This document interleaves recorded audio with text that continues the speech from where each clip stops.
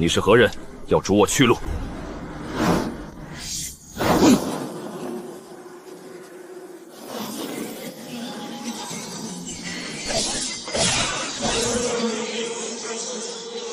无伤剑，剑无伤。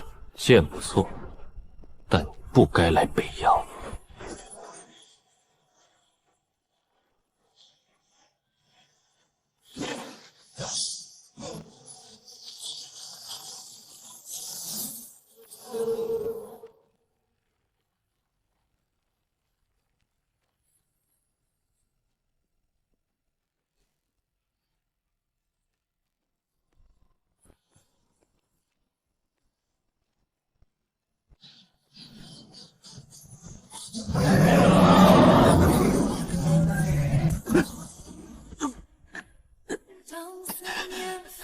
六弟，怎么不还手？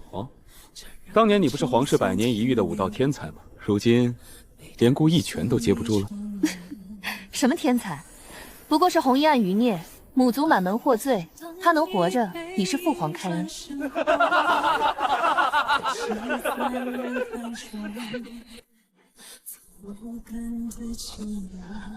5年前，所有人都以为我已经成了废人，他们以为我经脉尽毁，武道断绝。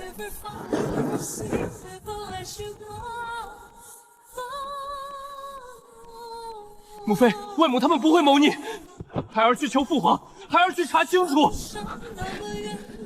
景南，这宫里不是有理便能活，也是真相太轻，权势太重。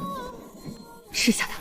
此丹名为风脉丹，服下之后，你一身功力会尽数沉寂，经脉如沸，根骨如火。从此，天下人都会以为你再不能修武。母妃，你要孩儿做废人？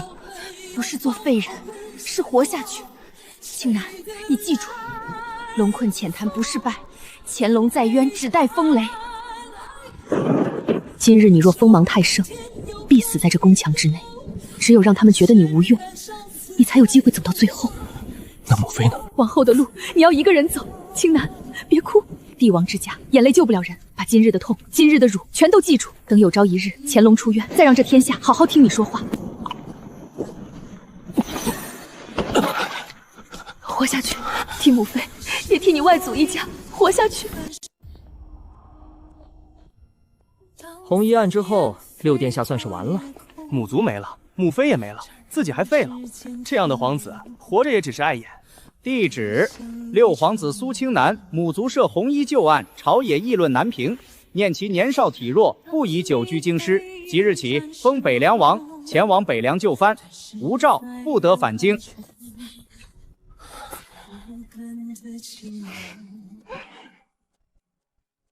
青南，你可有怨？儿臣谢父皇容恩。母亲，孩儿要去北阳了。今日我以废人之身离京，来日若潜龙出渊，孩儿定倾覆一切。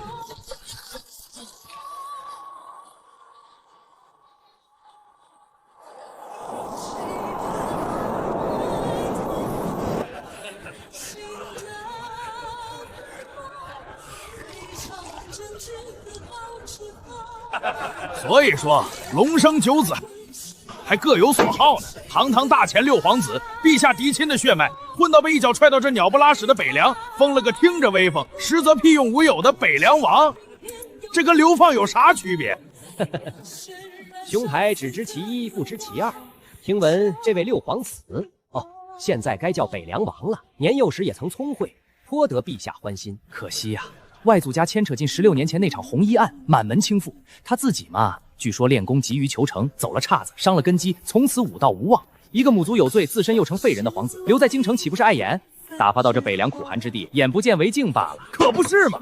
我还听说，这位王爷到了北凉，整日就是闭门不出，要么就是带着他那几个歪瓜裂枣的仆菜，在城里闲逛，买些不值钱的破烂玩意儿把玩，半点正事不干。北凉匪患成灾，边关不宁，他可曾管过？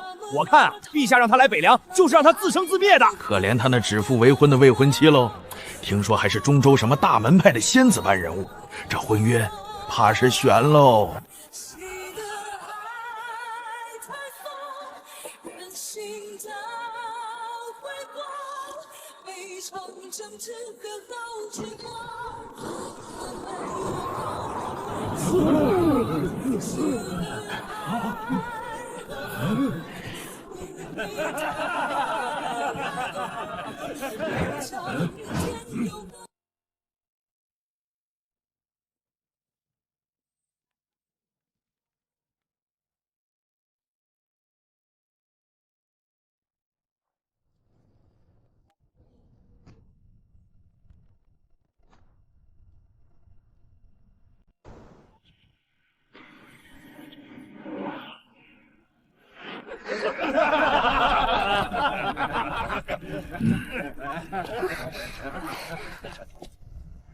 好俊的娘们儿！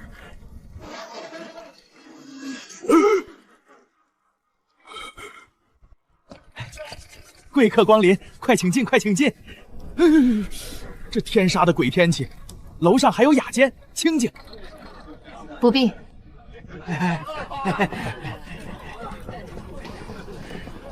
小姐，这地方真是鱼龙混杂。那些人说的可是真的？那位北凉王殿下当真如此不堪？这一路行来，听到的皆是此类言语，想来空穴不来风。小姐，这婚约……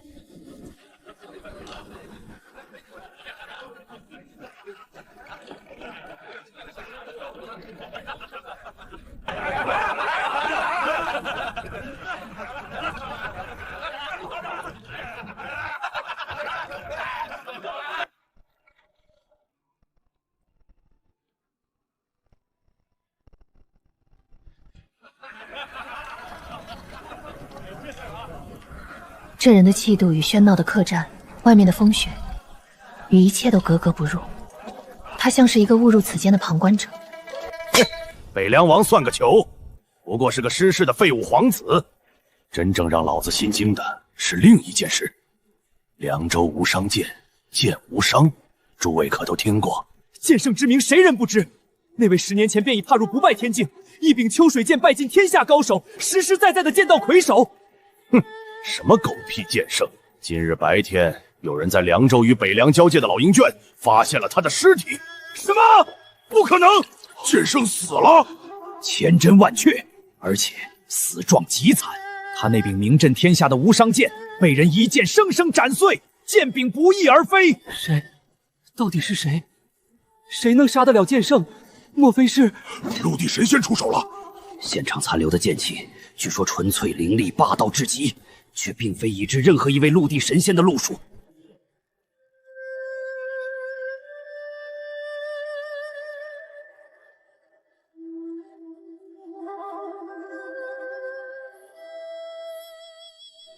这乌木峡狭长，无伤剑消失的剑柄，莫非？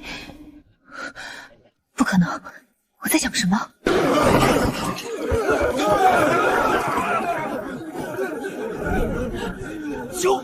酒里有毒，是蒙汗药，还是极品的那种？掌柜的，当思念飞过夜空，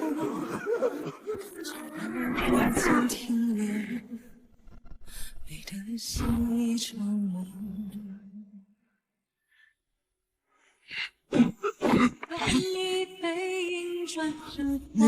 你们是什么人？为何下毒？这药力是千机软筋散，你们不是普通黑店。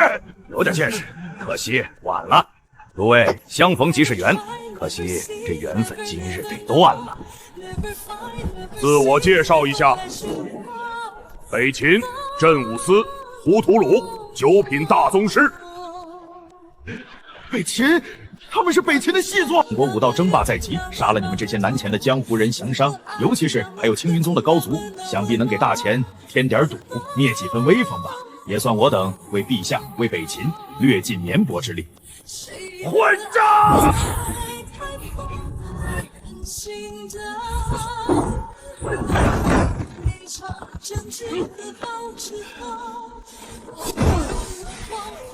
小姐，老奴拼死拖住他们，您速退。这些人是北秦精锐死士，不可力敌。青云宗的仙子果然名不虚传。放心，吴某会给你一个痛快，尽量不伤了你如花似玉的脸蛋儿。毕竟我北秦的勇士也惜花。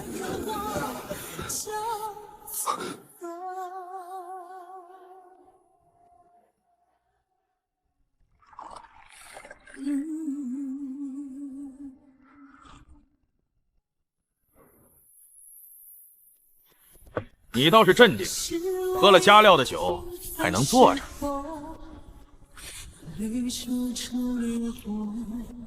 队长，跟着装神弄鬼的人废什么话？看他穿的最是富贵，说不定是条大鱼，先拿他开刀祭旗。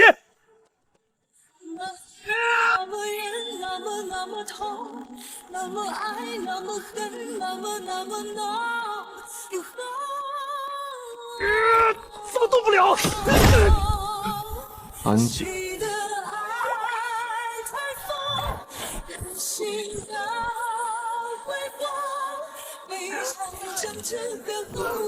内急外放，凝水成膏。滚蛋你！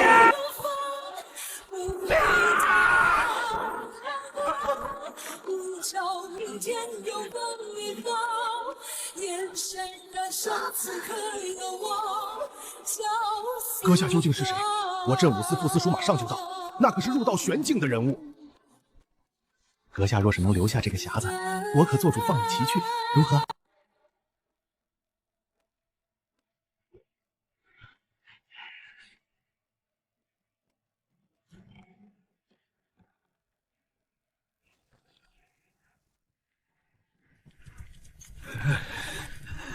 白姑娘，前方30里便是寒风渡，那里有家客栈，虽简陋，却能暂避风雪，也好给马匹补些热水干粮。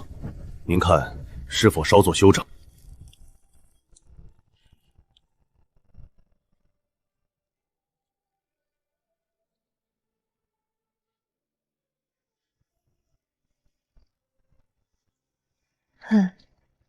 头儿，里面这位白姑娘到底什么来头？长得可真他娘的带劲儿，就是冷了点。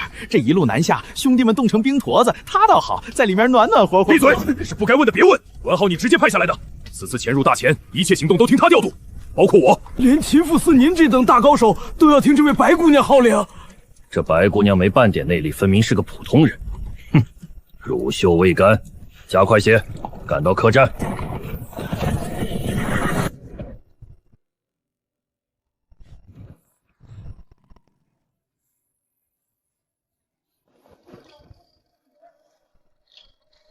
乳臭未干，本姑娘堂堂陆地神仙境，这个姓秦的果然和她的名字一样蠢。哼！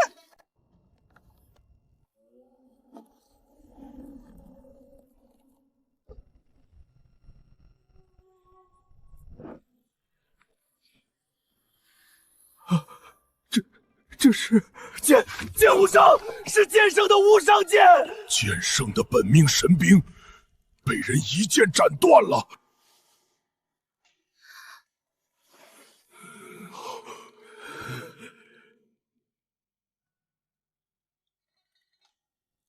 一剑斩碎无伤剑，抹杀不败天境剑圣的人，就是眼前这个戴面具的人。我刚才竟然还想抢他的木匣，找死！这个人到底是谁？他为何随身携带剑圣的断剑？难道他就是那个碾压剑圣的恐怖存在？此人的修为究竟到了何等地位？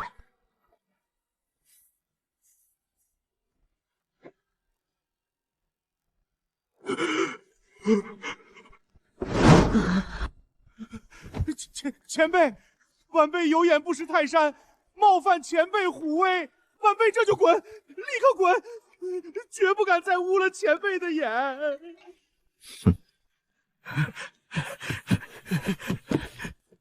我的牛肉面还没上，我这就去做。不要放葱花。是。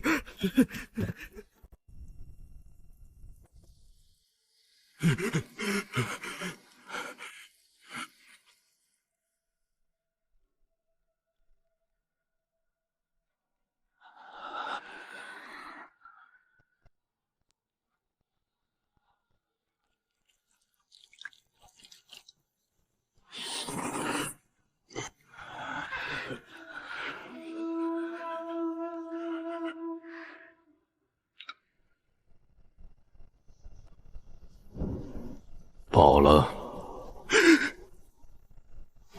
前辈，可还满意？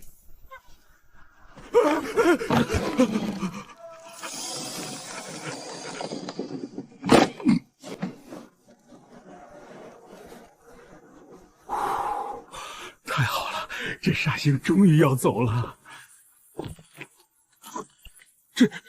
这股气场，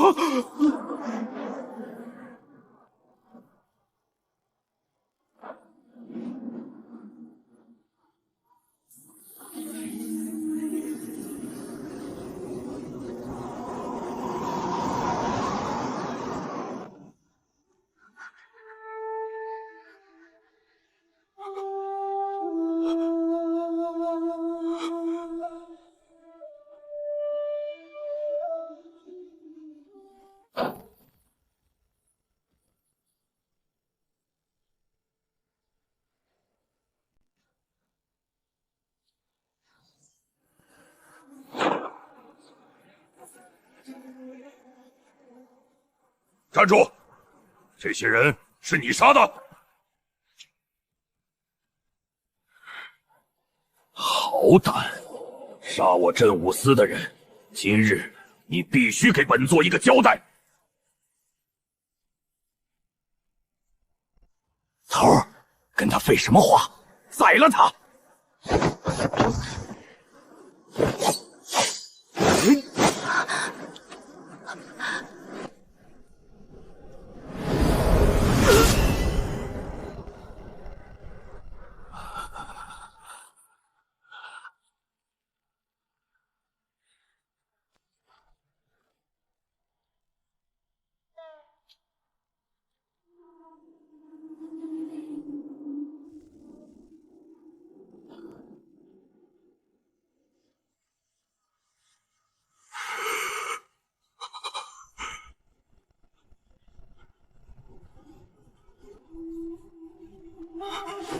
走！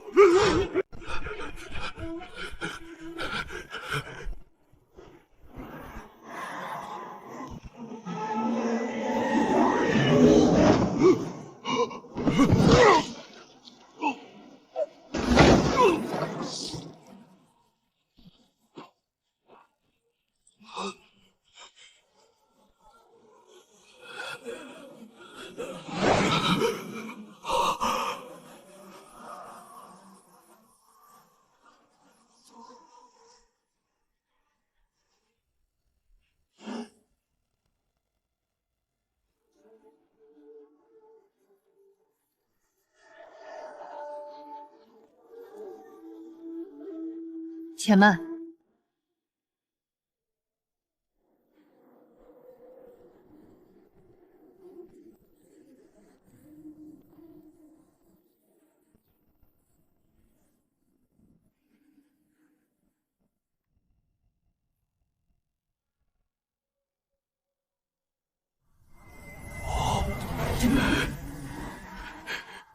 这白姑娘一点修为没有，今天是完蛋了。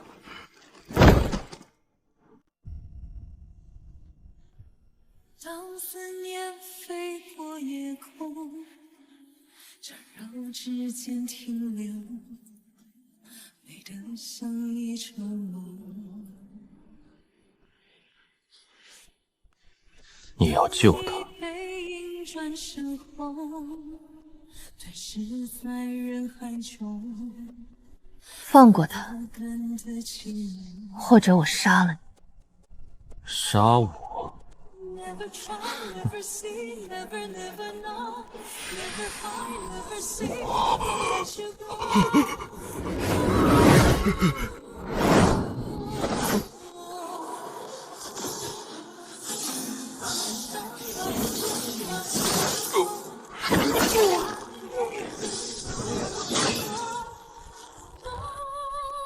有意思，没想到这里还能遇到一个勉强能看。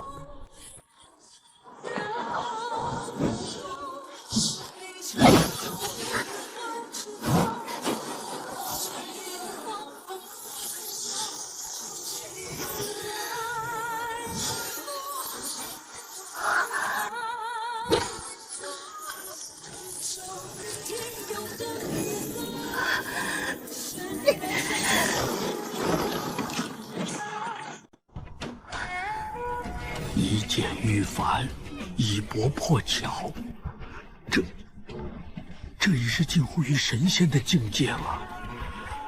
陆地神仙，2个陆地神仙，这怎么可能？这可是传说中破虚飞升的存在。这等传说中的人物，为何会出现在北凉苦寒之地？我究竟卷入了什么可怕的漩涡？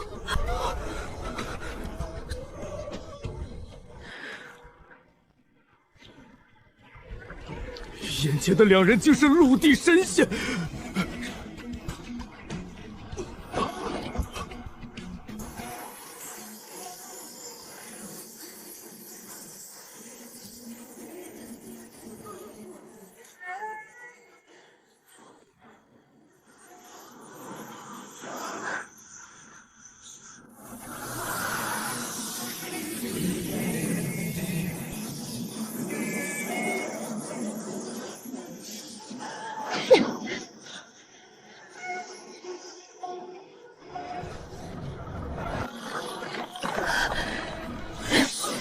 玄冰斩破！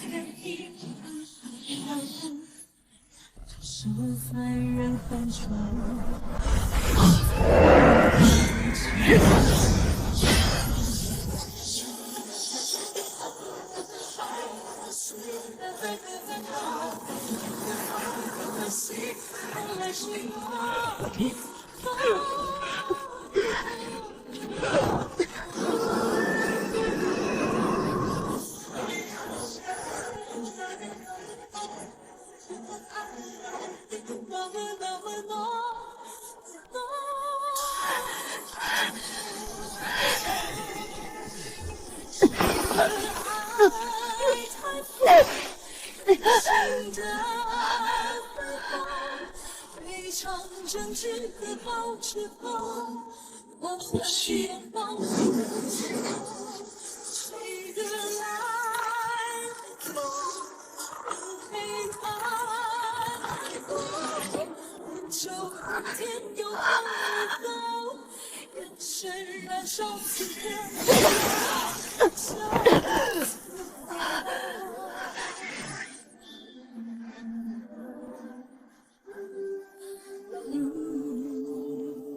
寒冰道韵纯净剔透，已近乎本源。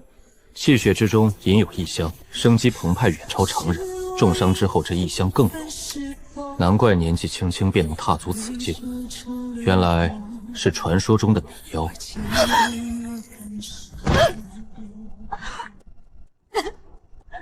那么伤，那么远，那么痛，那么爱，那么恨，那么闹。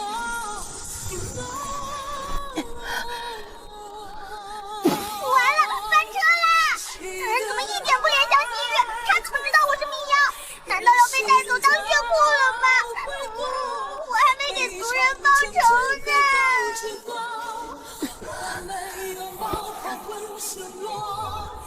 现在你落在我手里，你说你也不想自己迷妖的身份被暴露出去吗？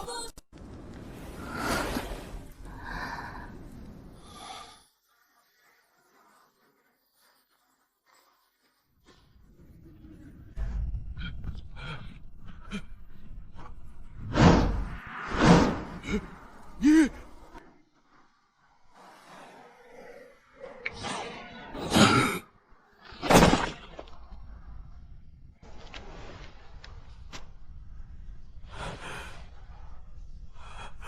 要么驾车，要么跟他一样。驾车！小人驾车！前辈饶命！饶命！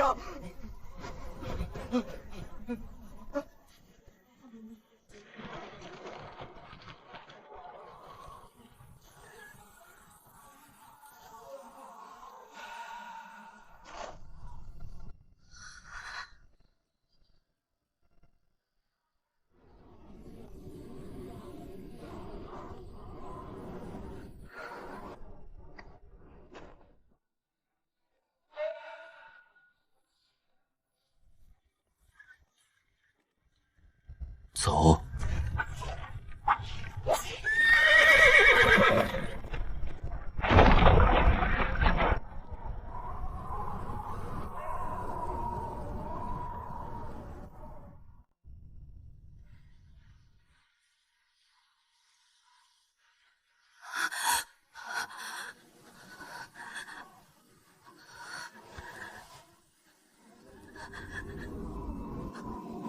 这等存在，那废人简直如萤火，比之皓月，心潮漾开。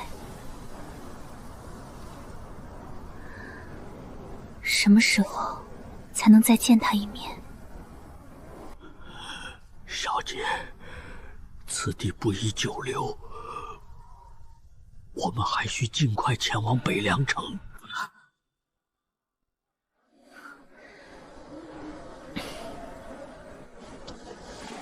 走吧。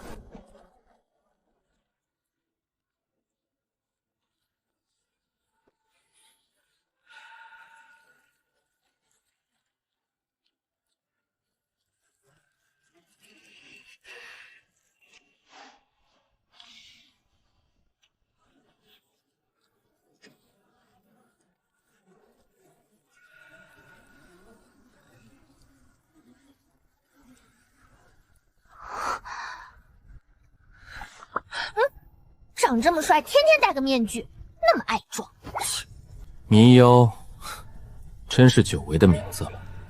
传说中得天地钟灵，却又被天道所弃的一族，天生经脉宽阔，亲近各种属性的天地元气，是绝佳的武道胚子。所以啊，你们的下场无非几种：运气好的，从小被圈养，定期取血，成为某些大势力或老怪物的血库，苟延残喘。运气差点的，被抹去神智，练成只听命令的战厨或药奴。至于女的，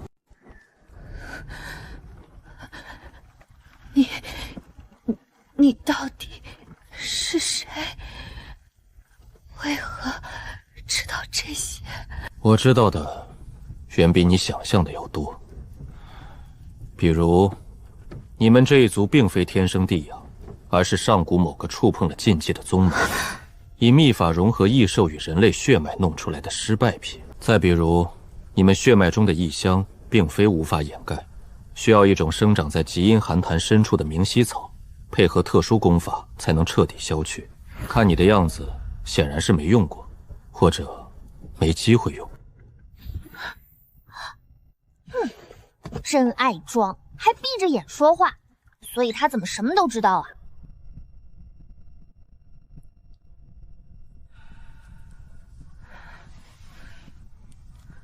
那里面是什么？一把残剑。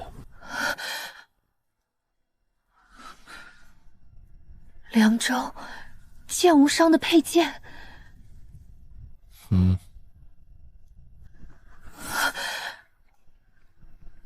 你究竟是何身份？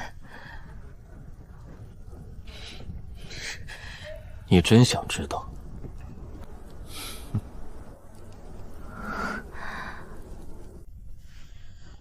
我姓苏，名青南，大前皇帝第6子，受封北凉王。北凉王，大前六皇子苏青南？不可能！传闻中，六皇子因外祖家获罪被发配，练功走火入魔，导致根基尽毁，是个终日闭门不出的废人。你怎么可能是苏青南？你说的那个废人，就是我。为什么不可能？就因为那些江湖上人人皆知的传闻，传闻说我练功走火成了废人。可我若真是废人，方才那柄血枪是谁拧的？木匣里剑无伤的剑，又是谁拿的？传闻说我懦弱无能，闭门不出。可我若真不出门，这北凉的风雪，边关的匪患，城中的百姓，又该由谁来管？虽然我也没怎么管。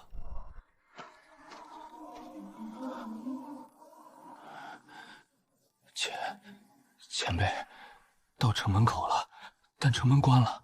去北门。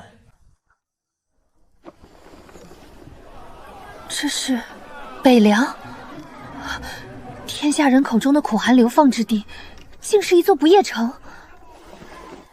直走，最大的腹地。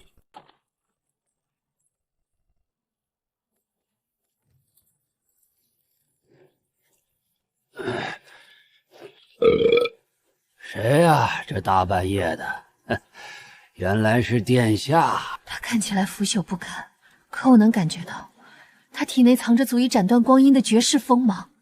你这北凉王府到底藏了多少怪物？王爷，您可算回来了！这大半夜的风雪把我们担心死了。王爷，您可回来了？厨房的炭煨羊肉都热了3回了，新菇的杏花春也温着呢。王爷这趟出门辛苦，奴婢们备好了热汤，给您驱驱寒。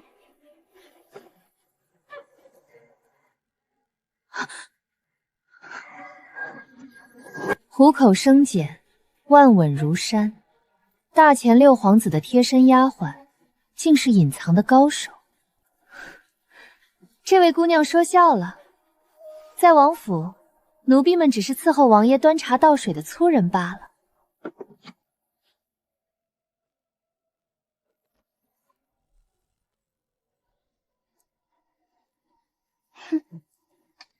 王爷，这老狗的断剑，奴婢拿去库房扔着。把他带到西暖阁，看好了。老贺，处理干净。好的，殿下。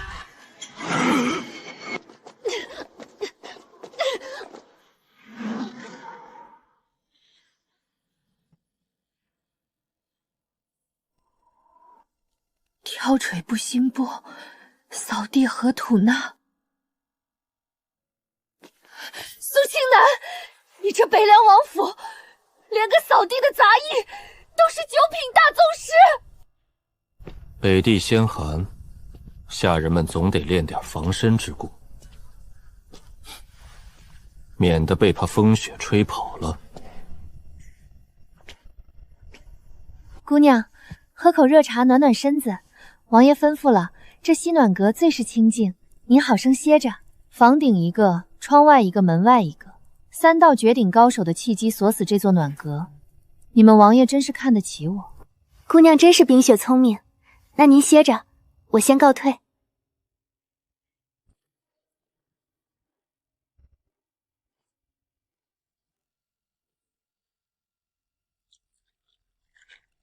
怎么样？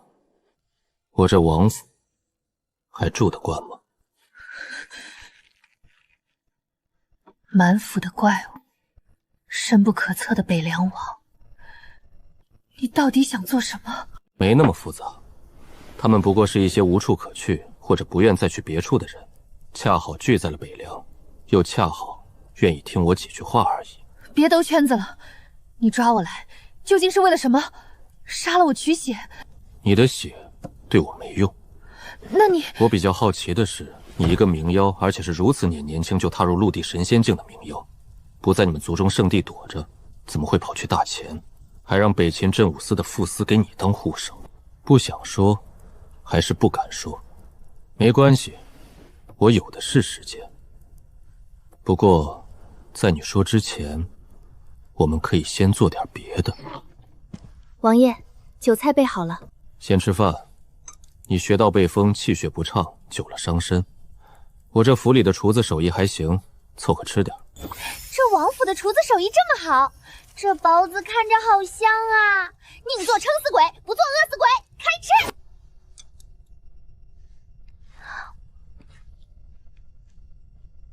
饭也吃了，现在可以聊聊了吗？白姑娘，或者说，我该叫你白离。民瑶族千年不遇的冰魄玄体，3岁觉醒血脉，5岁踏入武道，10岁大宗师，20岁便已触摸到陆地神仙的昆坎。可惜你们一族藏身的玄冰谷，3年前被一伙神秘人攻破，族人死伤殆尽，只有你和少数几人在外历练，侥幸逃脱。逃脱之后，你隐姓埋名，与北秦某个极其有权势的人物达成了某种协议。北秦助你复仇，追查当年灭族的元凶，而你则用你的能力或者你的血脉为北秦效力。你怎么会知道这些？玄冰谷被攻破之事，外界绝无可能知晓，除非……别误会，攻破玄冰谷的不是我，也不是大钱。事实上，我对那伙人的身份也有些兴趣，因为根据我查到的一些线索，那伙人很可能与我正在调查的另一些事情有关。你们明妖一族除了血脉特殊，是否还世代守护着某样东西，或者某个秘密？看来我猜的没错，玄冰谷被攻破，恐怕不仅仅是为了抓捕迷妖这么简单。你到底想怎么样？我说了，我对你的血没兴趣，但我对你们泯妖守护的秘密，对当年攻破玄冰谷的线索，以及你与北秦达成的具体协议很有兴趣。我们可以做个交易。交易？对，交易。把你所知道的一切告诉我，配合我调查一些事情。作为交换，我可以为你提供庇护，真正的无人敢动的庇护，并且在合适的时机，我会帮你。又给他装上了！那帮人这么强，他凭什么能打过啊？我倒要看看他哪来的自信。你凭什么？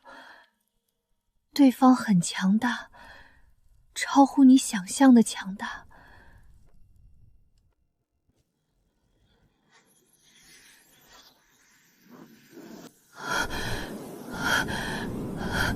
现在，你觉得我凭什么？好，我答应。玄冰谷确实不只是我们民妖一族的栖身之地，谷底最深处有一座古老的祭坛，祭坛之上供奉着一件东西，或者说是一块碎片。碎片？族中最古老的记载不详，只说那是仙嘴传下的圣物，与民妖一族的起源有关，必须世代守护，绝不容有失。它具体是什么，有什么用处，连族长也不完全清楚，只知道它与其他几种本源力量有关。所以，攻破玄冰谷的人，首要目标是那块黑色碎片。这也是我后来才想明白的。当时袭击来得太快太突然，对方显然对玄冰谷的防御了如指掌，避开了所有明哨暗卡。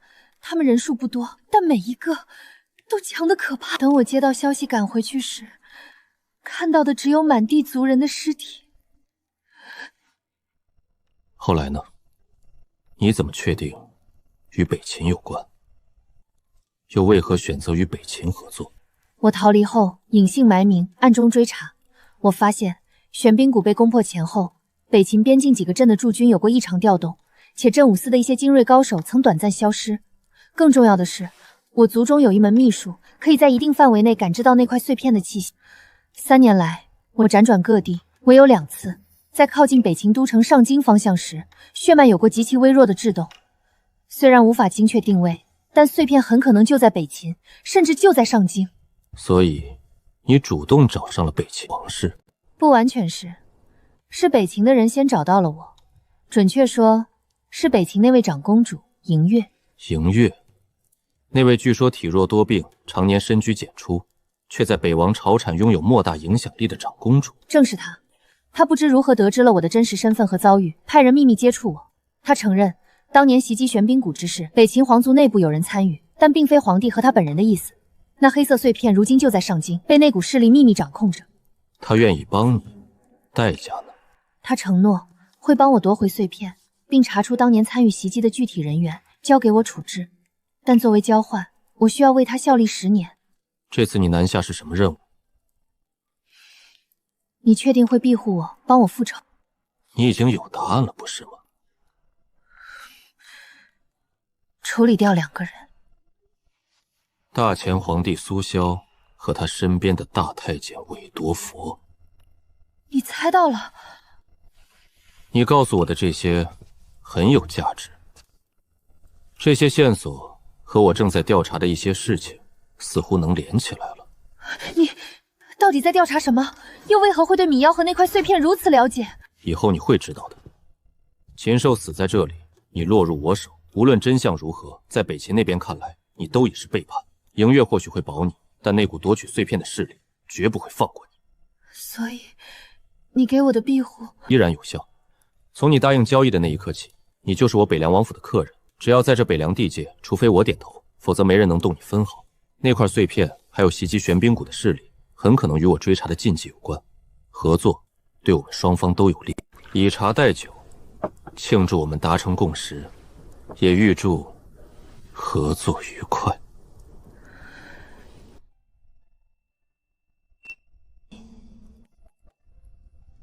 进来。王爷，何事？王爷，柳家那边的人递来的拜帖，青云宗圣女柳思雨明日辰时将正式登门拜会王爷，了结旧约。他倒是来得快。寒风渡一战，恐怕已经引起了一些有心人的注意。另外，京城那边好像也有几道目光投了过来，该来的总会来。既然都这么好奇，那就让他们看吧，看看我这北凉到底是流放废人的苦寒之地，还是能埋葬一切野心与算计的龙兴之所。属下明白。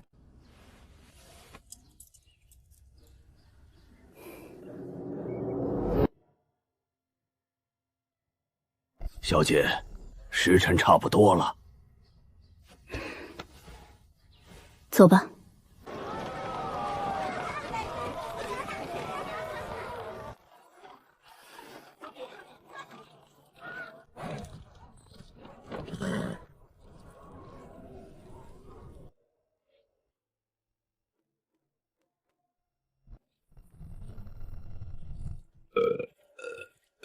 找谁啊？劳烦通传，青云宗圣女柳思雨依约前来拜会北凉王殿下。青云宗圣女？哦，好像是有这么回事。王爷说了，来了就直接进去，在正厅等着。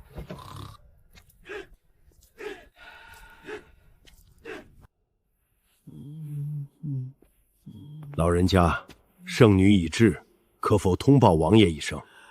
王爷还没起呢，你们先坐，先坐。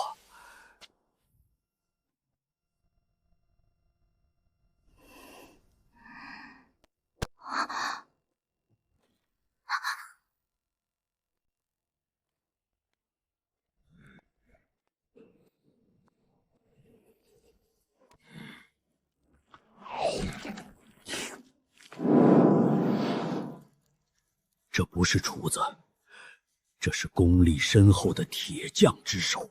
老赵，今天的包子是不是又偷工减料了？肉馅剁得不够碎。放屁！老子剁的馅儿，能看见一粒完整的肉丁，都算老子输。不信你过来尝尝。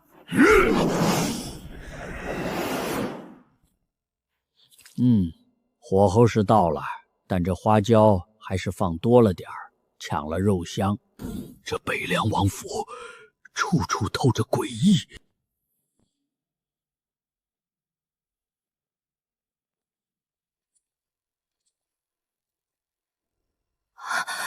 这是那个废人。青云宗柳思雨，见过北阳王殿下。柳圣女远道而来，辛苦了，坐。殿下想必已知思雨来意。昔日长辈戏言，定下婚约，实属儿戏。如今你我道路不同，此约我想已作废。不日我就要成就9品大宗师。请天山剑手李玄风，问见芍药姑娘。这等人物，怎么会突然出现在北凉王府？还指名道姓，要问见一个无名之辈。问见芍药姑娘，芍药是谁？啊！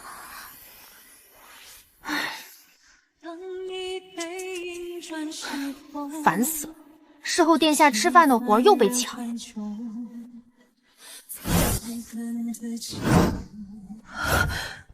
这身法，这怎么可能？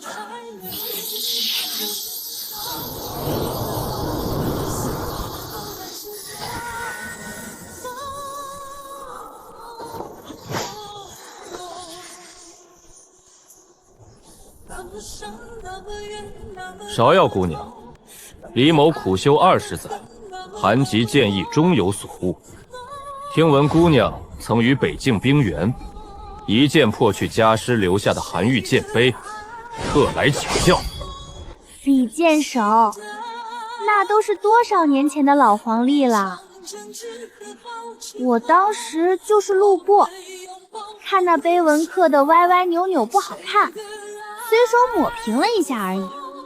天山剑派镇宗之宝寒玉剑碑，蕴含天山剑道真意，坚不可摧。在这红衣侍女口中，竟然只是刻得歪歪扭扭不好看，还随手抹平。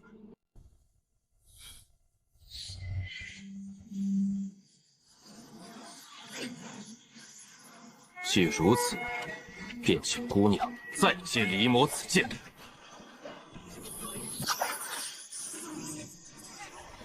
哎，李剑手，你这寒气有点凉飕飕的，我家王爷刚起，可别冻着了。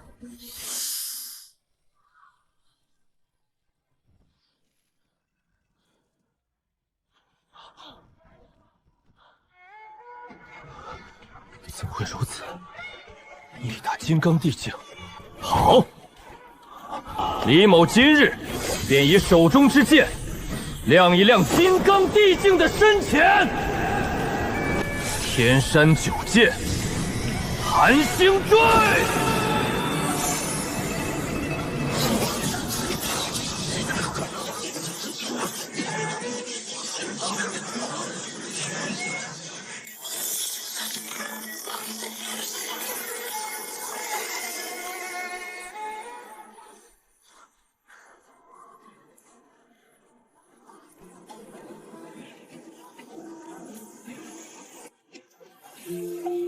借君几缕芳魂，演一场风月。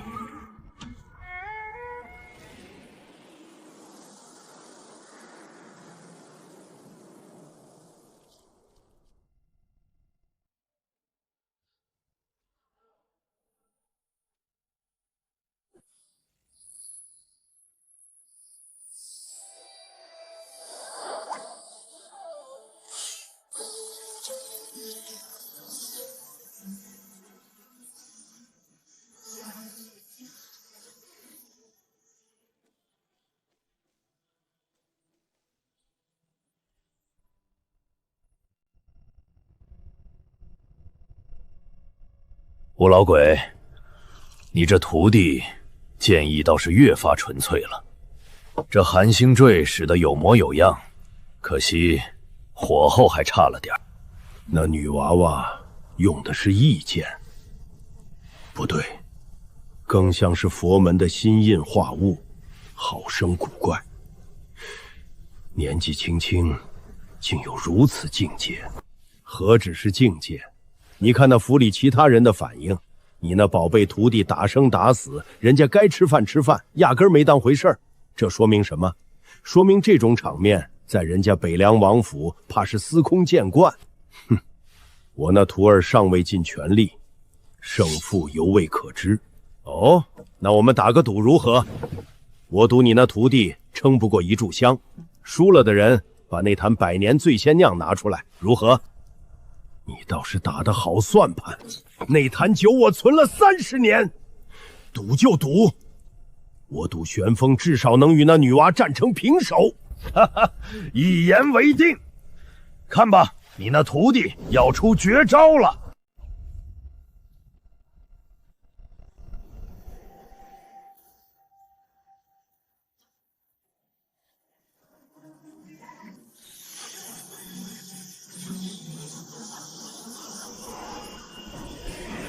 天山九剑，终极奥义，永继冰河。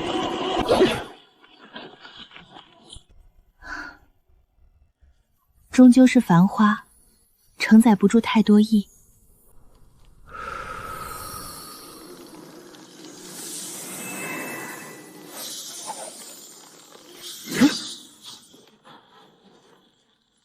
去。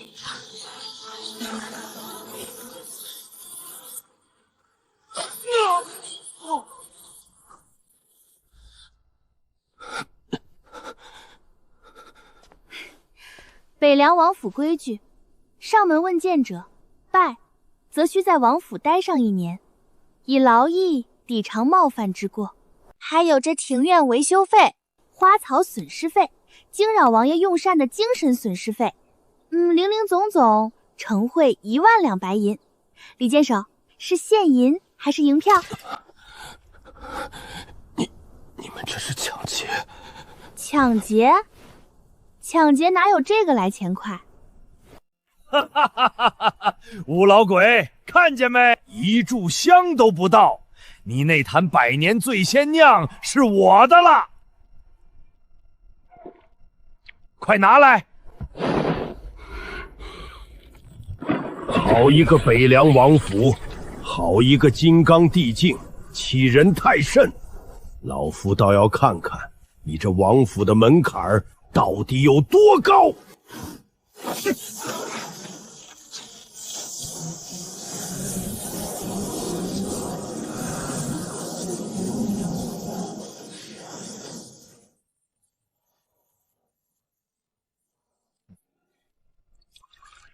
这吴老鬼拜10年了，脾气还是这么急。半步陆地神仙又如何？那北凉王府的门是那么好进的？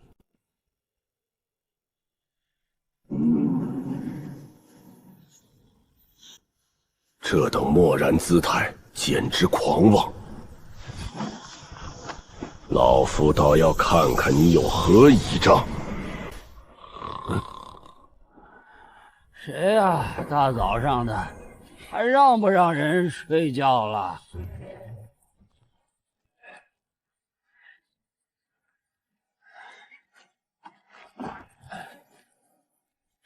找谁呀？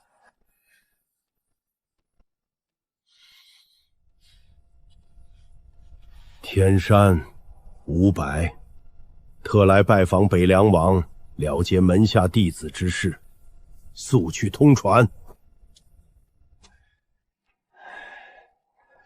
扰人清梦，真没规矩。放肆！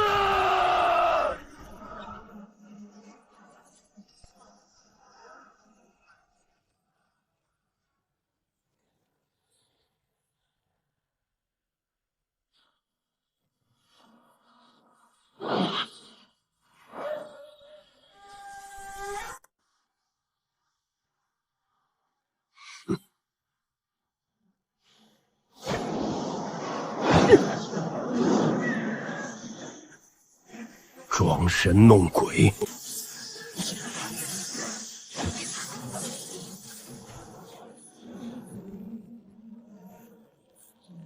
哎呦，差点摔死老子！这破路也不修修，差点摔死老子！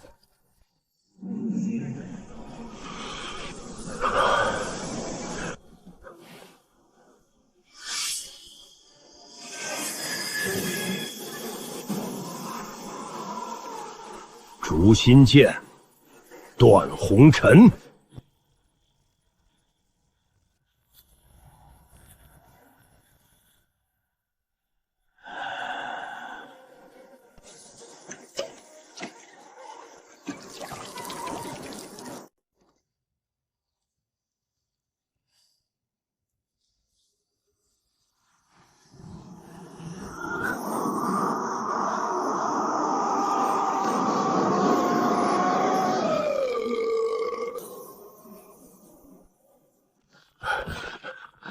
请计划建议，歌声和天道。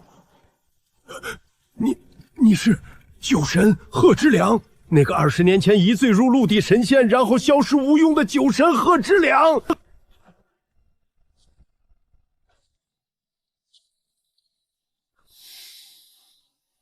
唉，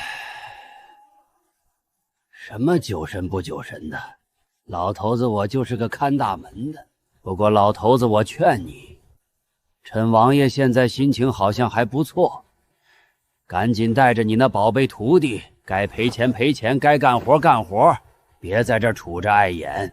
不白小子，你这竹心剑练的是有点模样了，可惜呀，心不静，意不纯，沾了太多红尘俗念，离那真正的神仙门槛还差得远呢。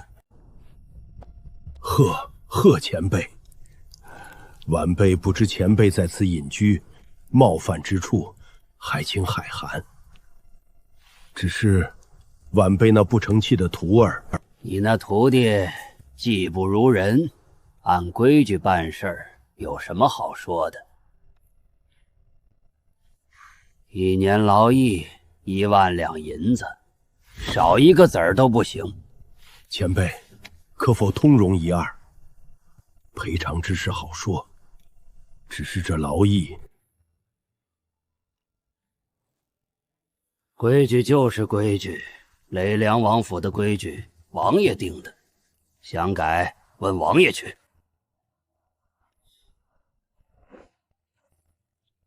对了，你刚刚也战败了，承贿1万两白银。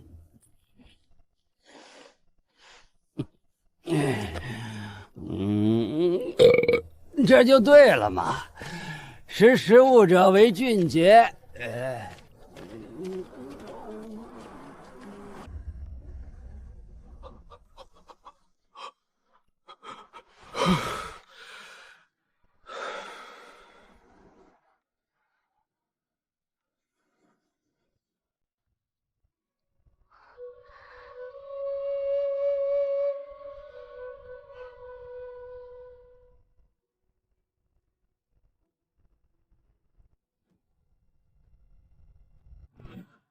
柳圣女，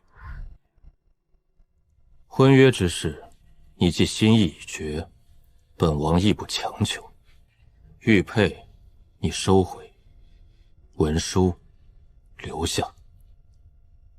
自此之后，你我婚约作废，两不相欠，各奔前程。送客。是。王爷，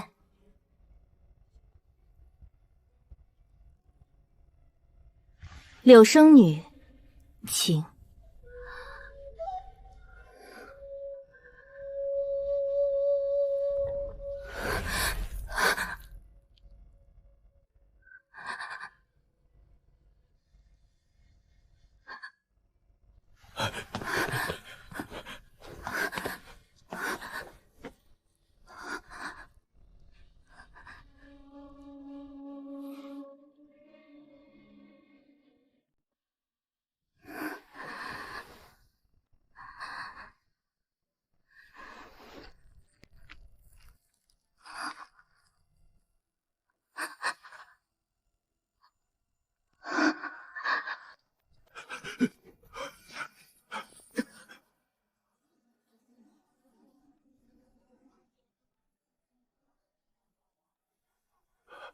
小姐，您没事吧？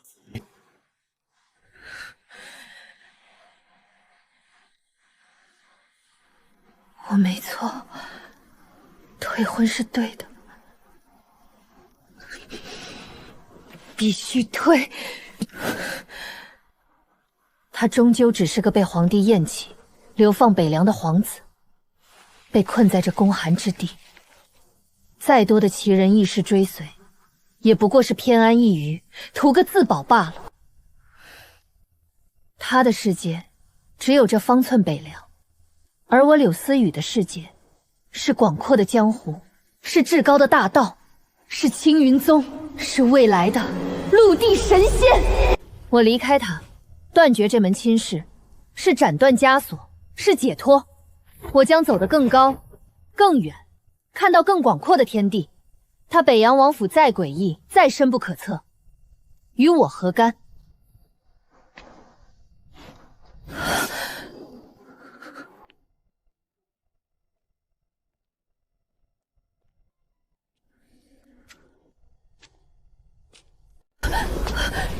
怎么会？这不可能！面具人带走了白姑娘，她现在却出现在王府里。难道说，她就是？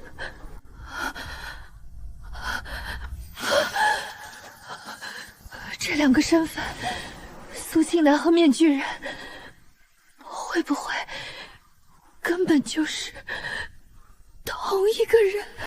如果苏青兰真的是那个面具人，那我今日的退婚，岂不成了天底下最大的笑话，最大的有眼无珠？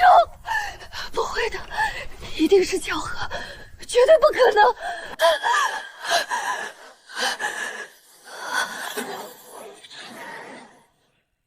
北地散人王恒特来拜会北凉王殿下，恳请一见。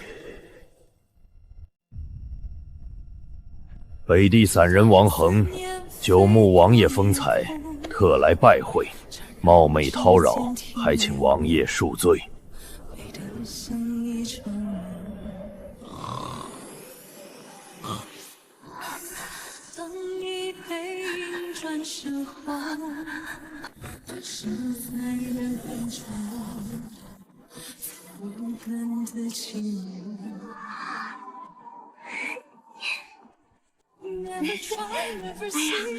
这位老先生，您这是做什么？快快请起，我们王爷可受不起您这样的大礼。这位想必就是芍药姑娘了。老夫王恒冒昧来访，实在是有要事求见王爷，还请姑娘代为通传。王老先生是吧？王爷刚用完早膳，这会儿正歇着呢。你有什么事儿可以先跟我说说，要是无关紧要的小事，就别打扰王爷清静了。老夫前来是为凉州剑圣剑无伤之事。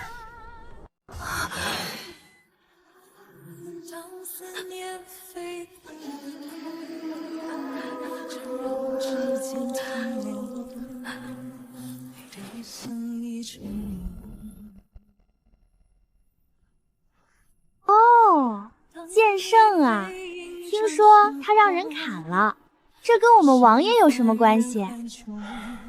老夫无意追究过往，只是剑无伤与老夫曾有数面之缘，如今他身死道消，老夫听闻一些风声，斗胆前来，只想求允老夫带回故友残剑。好吧，王老先生稍等，我去问问王爷。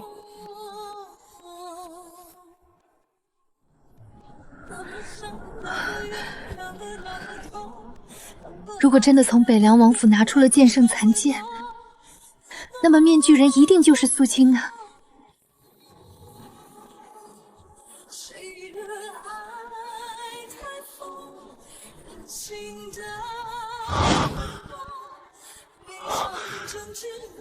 这就是那个匣子。真的是他，昨夜面具人手中的木匣。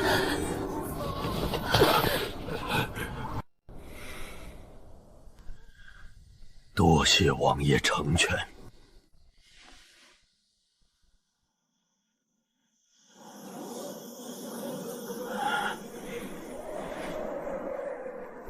王爷说了，只准你看，不准你带走。这是为何？老夫愿以重宝交换，只为带回故友残剑。王爷若嫌代价不够，尽可开口。这把残剑，王爷不会给任何人，莫说是神兵，便是拿整个天下来换也不行。王爷说了，你若真想带他入土，今正申时分来一趟大雪原寺。好吧。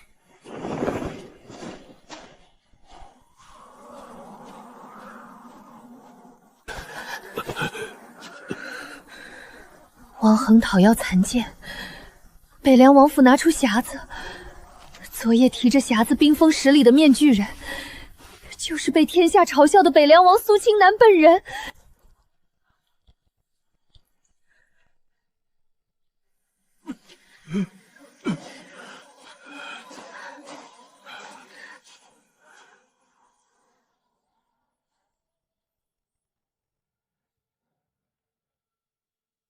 红尘纷扰，皆是过客。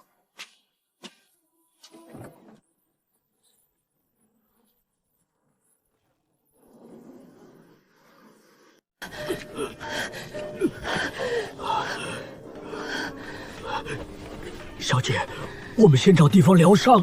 不，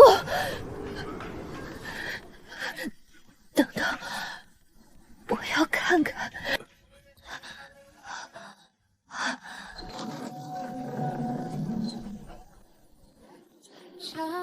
上谁是鸳鸯味？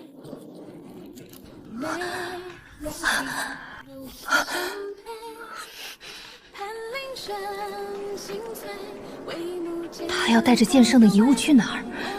大雪原寺。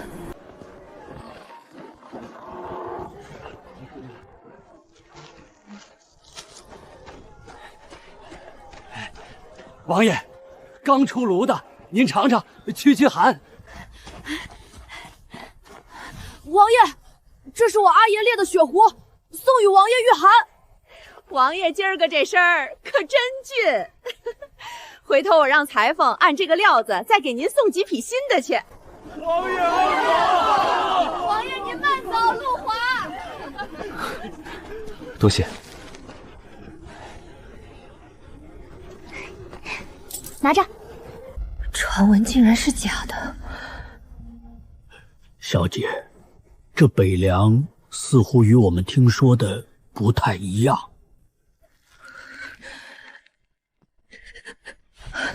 跟上去。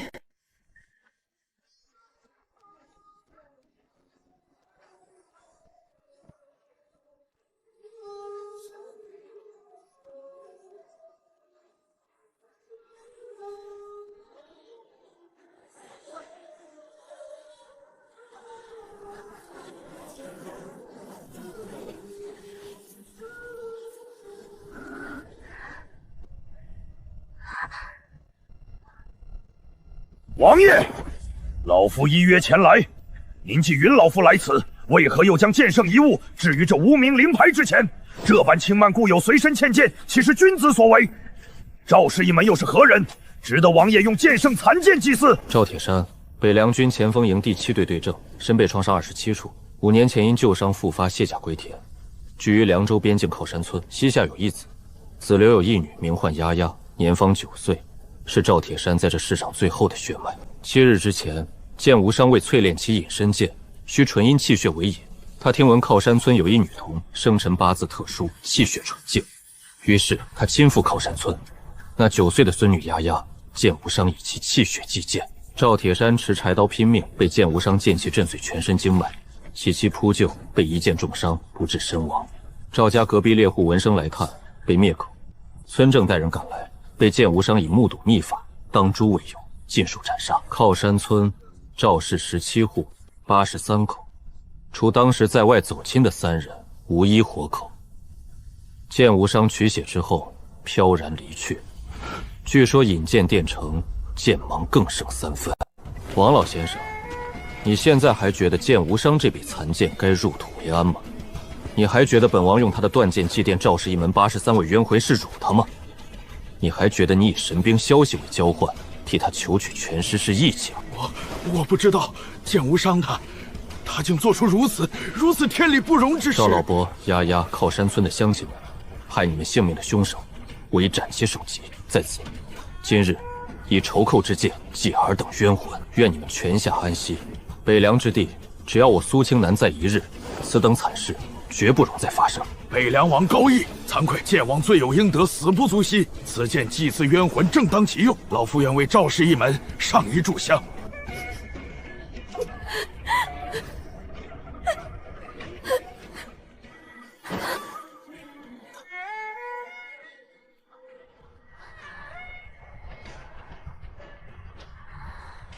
你就算高义，但你隐藏了这么久，此番只要有心之人查证，就会知道是你做的。大前那些人知道你的实力后，定然不会放过你。为了那些平民，让自己置于危险，值得。他们不是民，是人。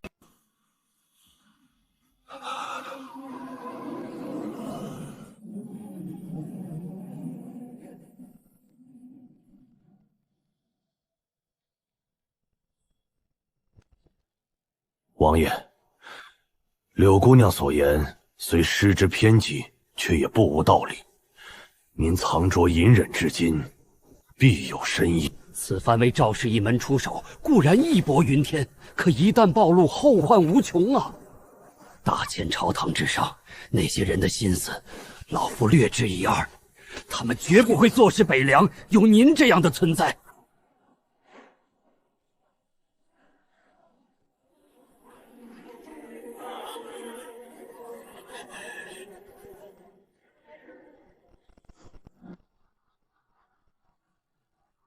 他们不是民，他们是人，是我北凉的子民，是我苏青南立誓要守护的人。若连为他们讨个公道都要瞻前顾后、权衡利弊，那我这一身修为守着这北凉疆地又有何用？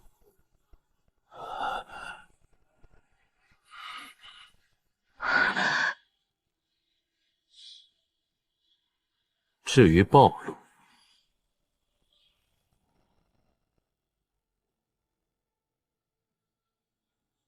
谁告诉你们，本王怕暴露？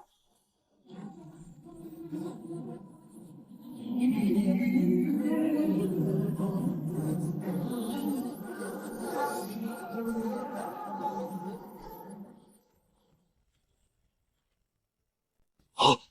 这实质般的威压！怎么可能？好可怕的气息！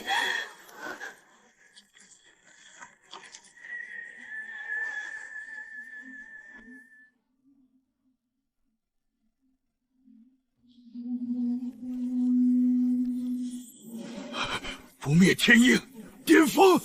这是30年前销营匿迹的佛门苦行尊者。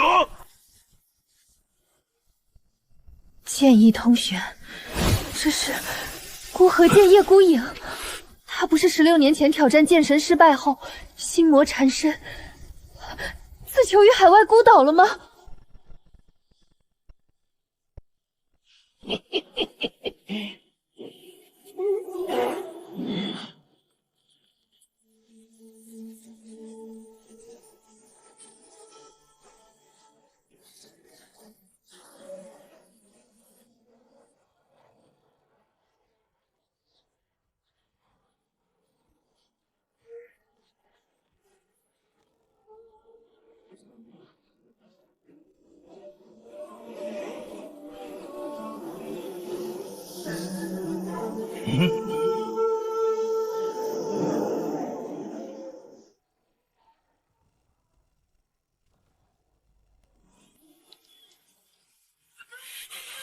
这般阵仗，实属罕见。青云宗都没有那么多不败天境强者，这些人为什么会出现在这里？和苏青南倒地是什么关系？无量天尊，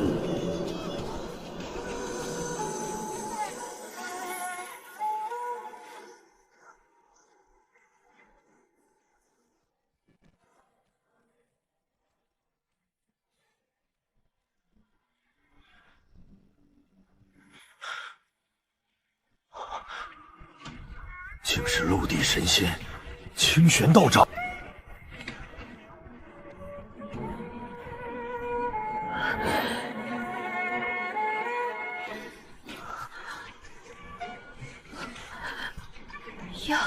杨先生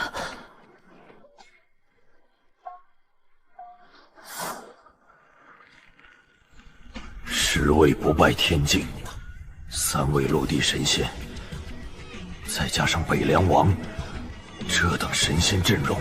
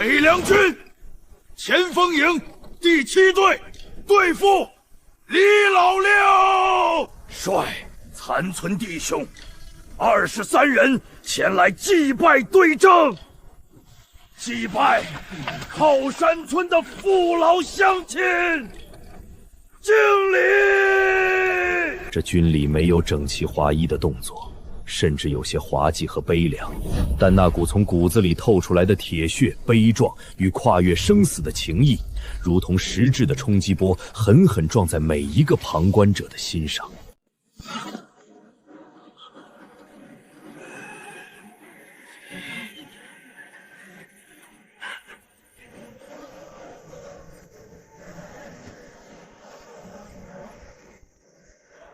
铁山哥、丫丫，还有靠家村的父老乡亲们，凶手王爷给你们报仇了！你们何以良没有忘记你们，我们这些老家伙也终于能闭上一只眼了。李叔，还有各位叔伯，天冷，风雪大，你们不该来的。王爷，我们得来，我们得来看看铁山，看看丫丫，看看乡亲们，我们得替他们给您磕个头。李叔，不可！该磕头的是本王，是本王来晚了。15纵君称，80使得归。道逢乡里人，家中有阿谁？遥望侍君家，松柏种累累。10几年前，本王初来北凉时，这里是什么样子？千里边关，10日9空，城池破败，田地荒芜。朝廷的粮饷、抚恤，10城能到1城，便是皇恩浩荡。守在这里的，就是他们，就是这些15从军，一生都未曾归家，最终埋骨在此的北洋兵。当年北凉军最鼎盛时有8万，连年血战打没了，打光了，最后剩下的是800老兵，平均年龄超过60岁。800里防线10数座残城，就靠着这800白发老兵，拖着伤残之躯，拄着木棍石头，站在城头。没有粮，挖草根啃树皮；没有甲，穿破袄，裹麻布；没有剑，削竹为子，烧石为弹。他们身后是荒村，守着的是被天下视为累赘的高寒之地。万里一孤城，尽是白发兵。直到本王来了，本王带来了种子、工匠、医者，带来了希望。本王重建城池，开垦荒地，整顿军备。本王向朝廷征，向世家讨，甚至自己去借去取。本王要让北凉的百姓有饭吃，有衣穿，有屋住；要让北凉的兵有甲胄，有利刃，有抚恤，有尊严；更要让所有为北凉流过血的人，老有所养，伤有所依，冤有所偿。赵铁山队正是最早卸甲的老兵，儿子战死，丫丫是他最后的念想，而剑无伤毁了这一切，所以他必须负责。他的残剑必须在这里谢罪，这就是本王的北凉，这就是本王为何在此。王爷，老师带铁山哥，带所有死去的弟兄，带北凉的百姓，谢谢您！北凉有王爷是我们的福气，我们这些老骨头还能为王爷、为北凉再站一把岗。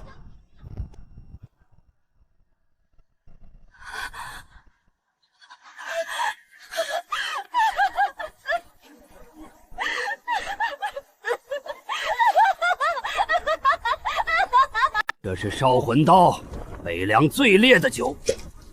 今天不是敬你，是敬你们北凉军那800个守到死都没退一步的硬骨头，敬赵铁山，敬靠山村那83口没等到今天的冤魂。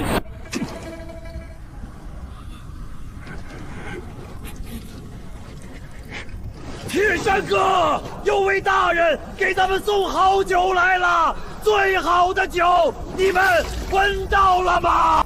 红尘万丈，气节千秋，此心此志，可动天听。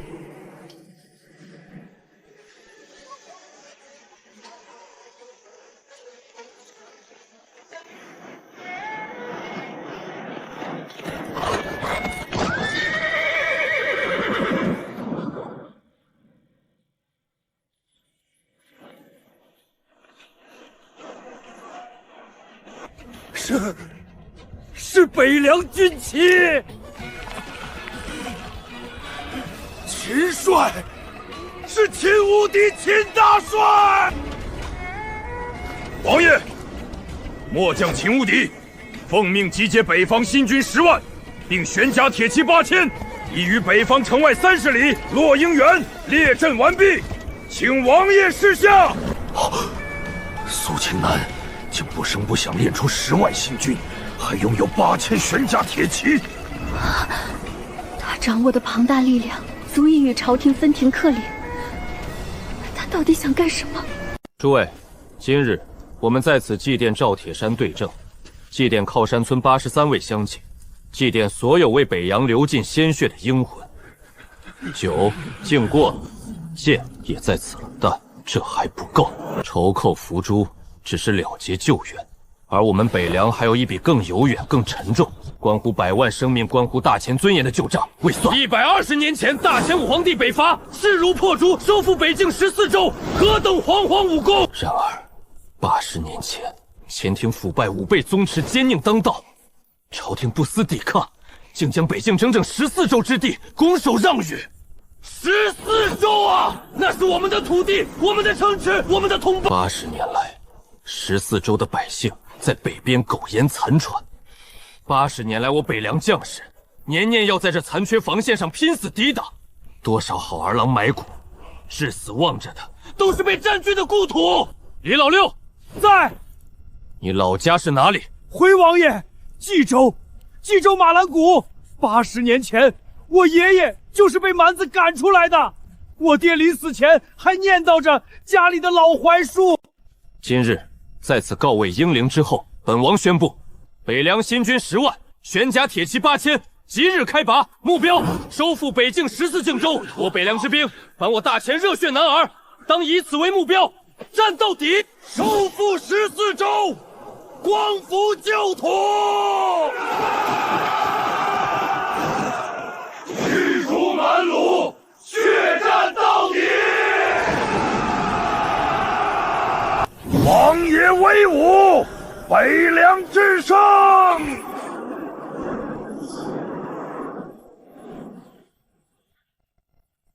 善，此乃大义之举，功在千秋。痛快，这才像话。老子这把老骨头也好久没活动了，杀蛮子算我一个。末将铁骑以唇相呛，只等王爷一声令下，收复14州，光复旧土。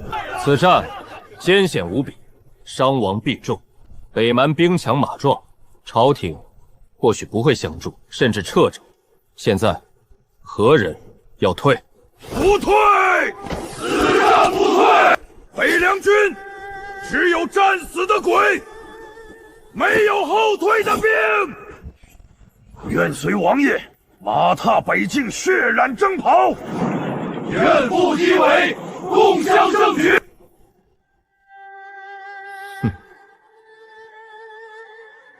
满堂花醉3000客，一剑霜寒14州。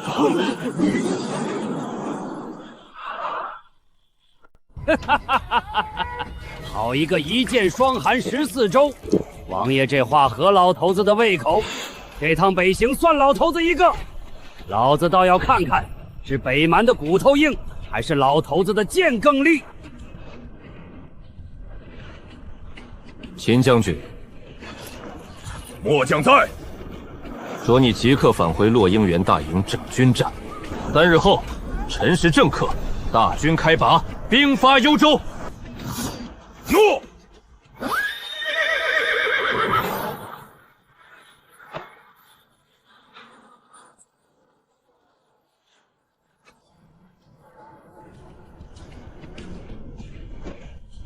王恒，王爷，你枪术通神，可愿暂入北洋军中，为先锋赤行营教文，监掌破阵锐士。蒙王爷信重，王恒敢不从命，必不负所托。战，诸位，北伐之战，非指军阵成杀。蛮族经营北境多年，必有高手坐镇，其人亦是相助。届时还需诸位随军侧翼，拔除蛮族倚仗的江湖力量，亦可自由行动，袭扰后方，乱其军心。谨遵王命。道长，先生，贺前辈，军中大事繁琐芜杂，不敢过多劳烦三位，唯请三位坐镇中枢，稳定北凉大局，必要时震慑宵小。王爷放心，北凉气运已起，贫道自当护持。文华阁已运转无碍，北凉内政民生，王爷无需挂线。北伐粮草军械早已暗中筹措完备，足之一老头子我呀，懒得管那些琐事，就在北凉城里喝酒。哪个不长眼的敢来捣乱？先问问老子的剑大不大？有劳三位。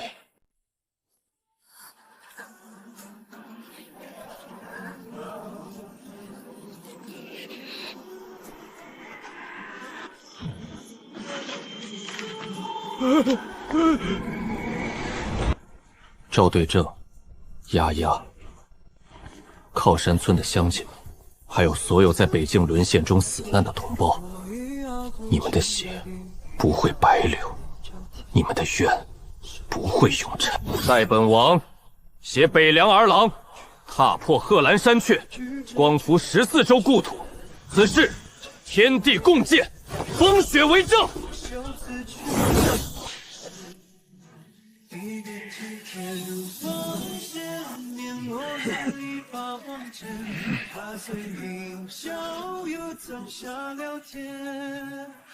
我也看见天上死去苍白了不要当梦也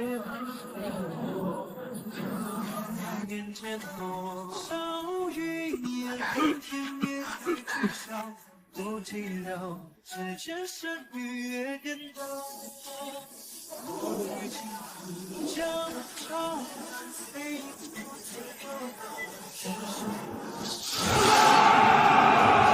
城内万民沸腾，无数青壮在征兵处排起长龙请求投军，妇孺们在街边赶制冬衣，商会一车车粮秣正络绎不绝运往北方，整座城市如同一架苏醒的战争机器。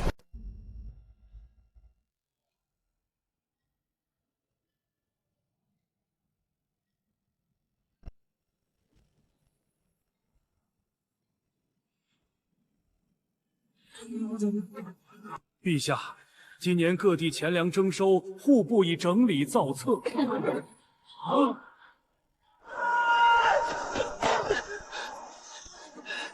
报800里加急，北凉军报！陛下，北凉王苏清南3日前于大雪原寺当中以剑圣残剑祭奠北凉亡魂，并宣告天下，北凉10万新军，8000玄甲铁骑，已誓师北伐。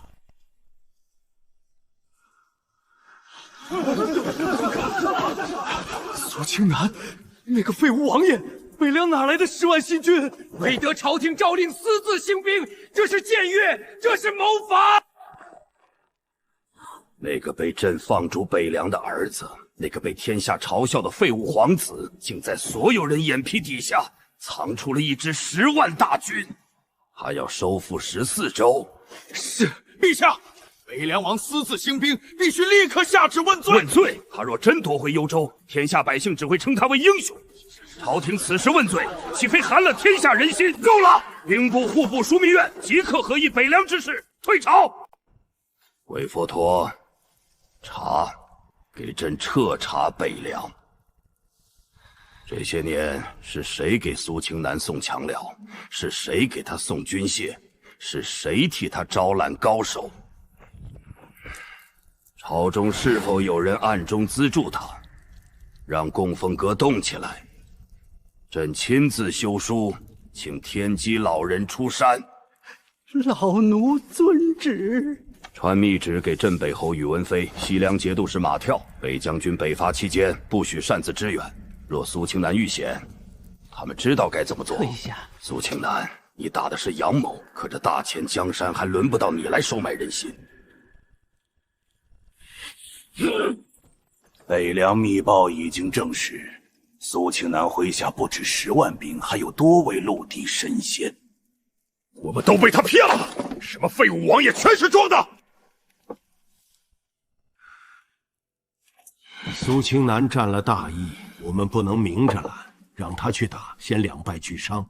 我们只需要让他的内部出点问题，再让江湖人去试试深浅。北凉军中必将周通、王府采买管事，还有青云宗圣女柳思雨，就是最好的一把之道。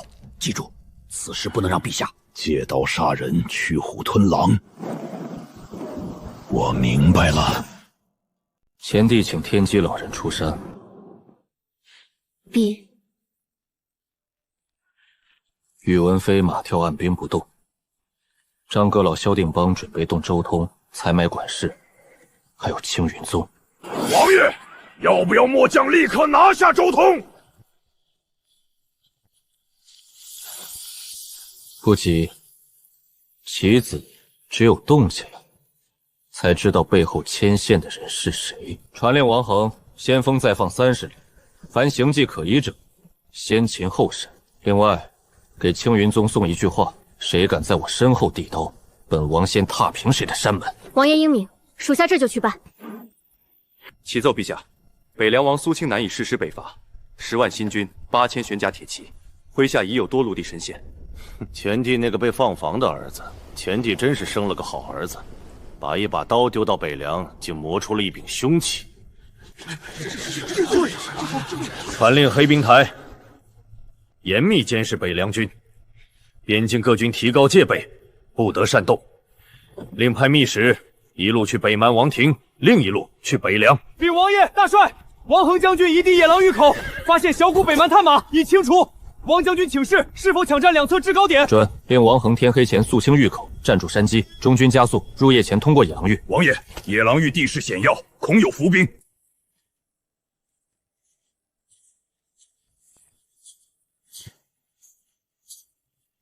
留下2队人马占据制高点，其余人随我继续向前10里。大王，北凉先锋已过野狼谷，主力最迟明日兵临城下。苏清南不是废物王爷吗？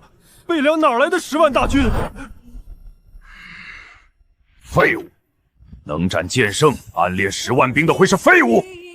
前国人最蠢的地方，就是喜欢自毁城墙。传令坚壁清野，征发城中青壮上城协防。飞鹰传书王庭，请求增援。大王，派人秘密联络镇北侯和马跳，他们会帮我们。前帝比我们更怕苏清南，只要利益足够，他们就算不帮，也会坐视北凉和我们血拼。苏清南想收复幽州，本王倒要看看他有没有这个命。幽州守军约5万，城中已开始坚壁清野，镇北侯西凉暂未变动，青云宗方向暂无反馈，我军粮草充足，士气高昂。传令全军休整1夜，明日4时饱餐战饭，兵发幽州城下。末将领命。第一战要打出北凉的威风。告诉乌姆罗，也告诉天下人，北境14州，我苏清南来收了。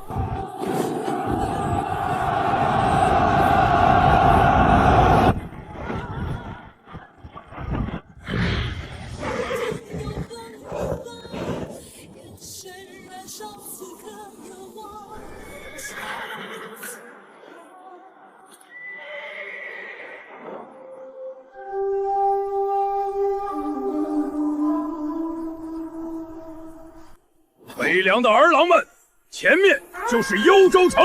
80年前，我们的祖辈在此流血，我们的姐妹在此蒙难，我们的土地在此沦丧。今日随本将夺回它！全军出击！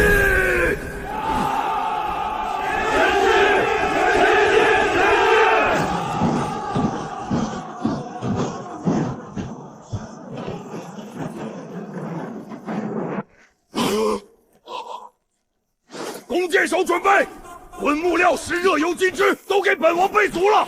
传令各部，没有本王的命令，谁也不许擅自出击，依托坚城，消耗敌军。是。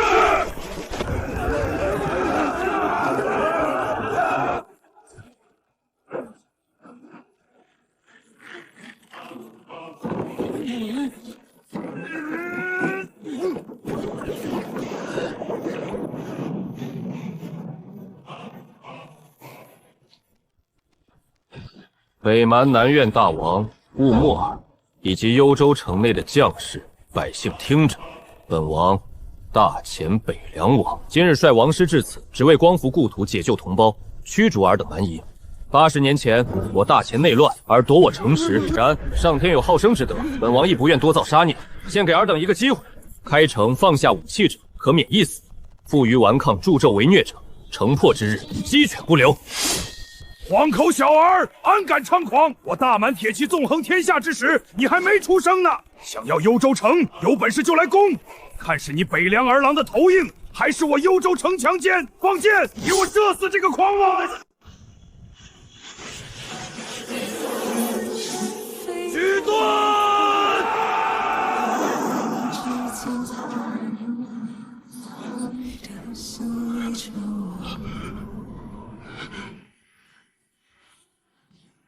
当你背影身旁，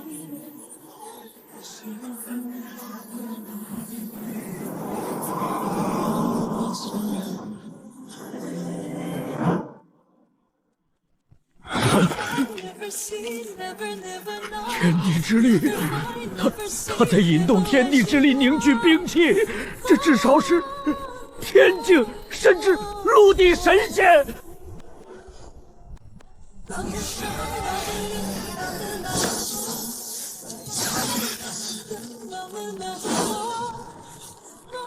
第一剑。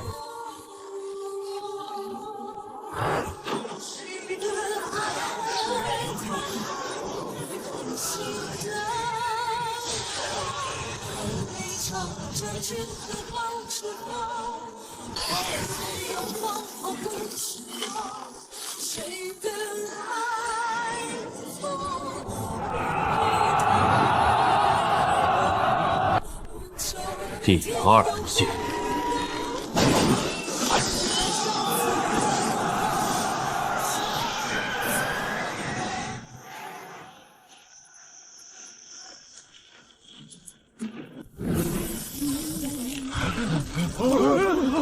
这是什么药法？救命！我动不了了！丞相在开裂。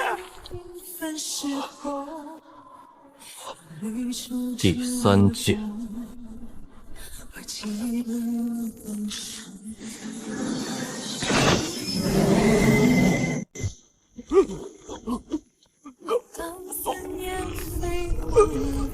保护大王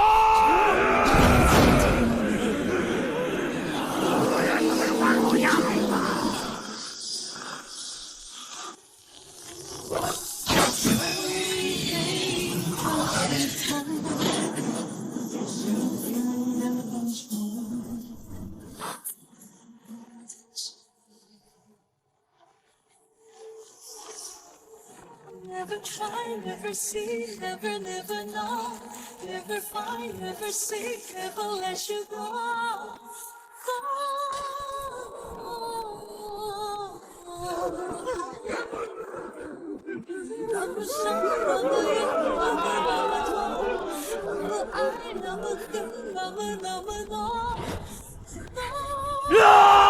北凉王无敌，王爷尊位。城门一开，全军入城。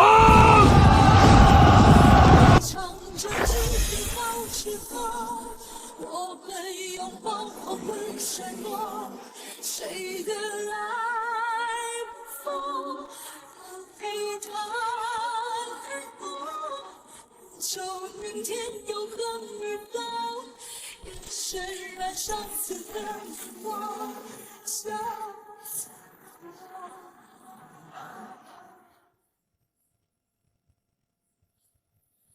残余的北蛮士兵胆魄早已被击溃，纷纷弃械跪服。被强征的汉人青壮茫然地站在街边，看着甲胄鲜明、军纪严明的伪良军经过，全场弥漫着战后的肃杀。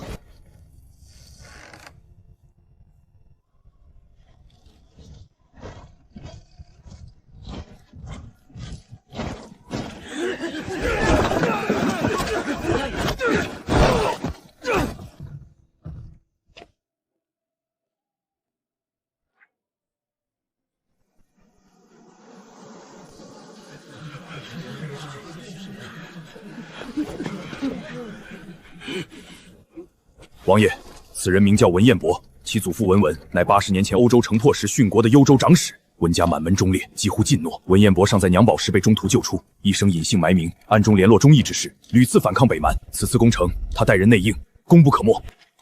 草民文彦博拜见王爷，80年了。先祖父、父兄，幽州满城忠魂，终于等到王师北定之日。文先生，辛苦了。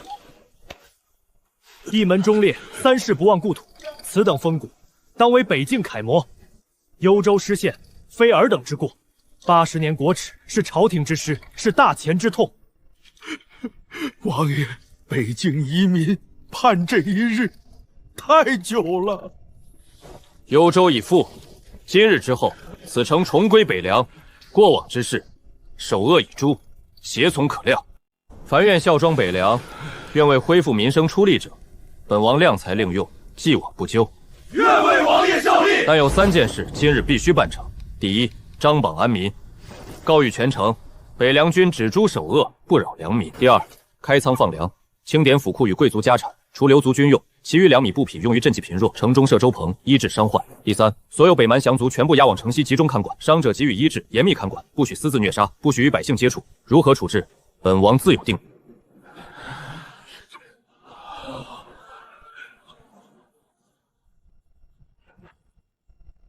末将领命。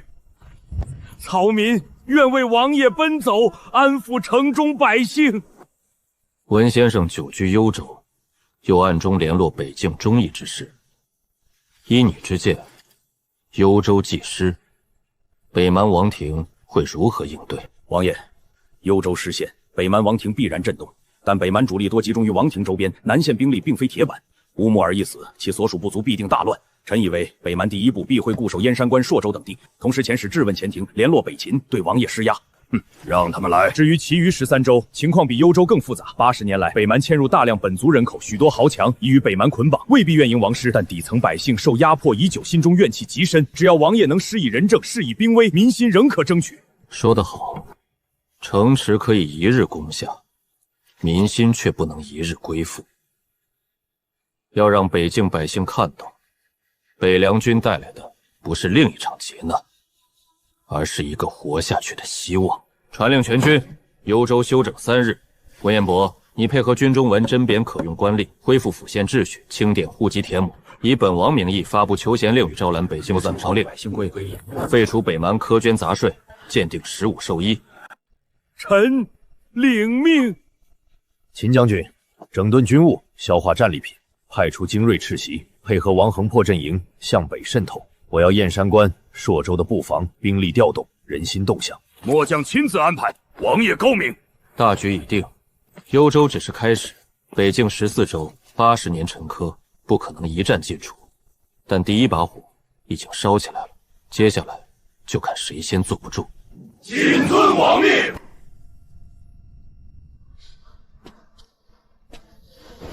王爷，雪大了。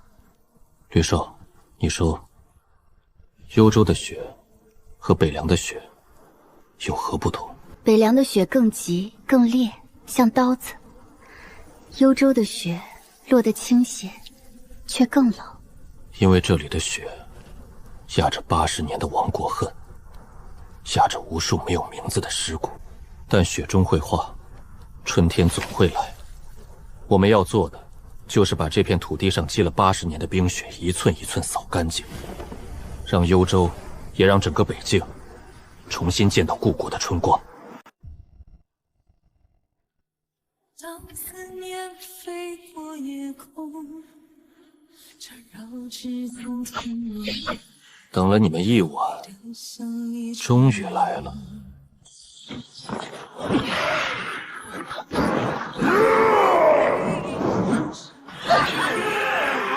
是在人海中错感的情。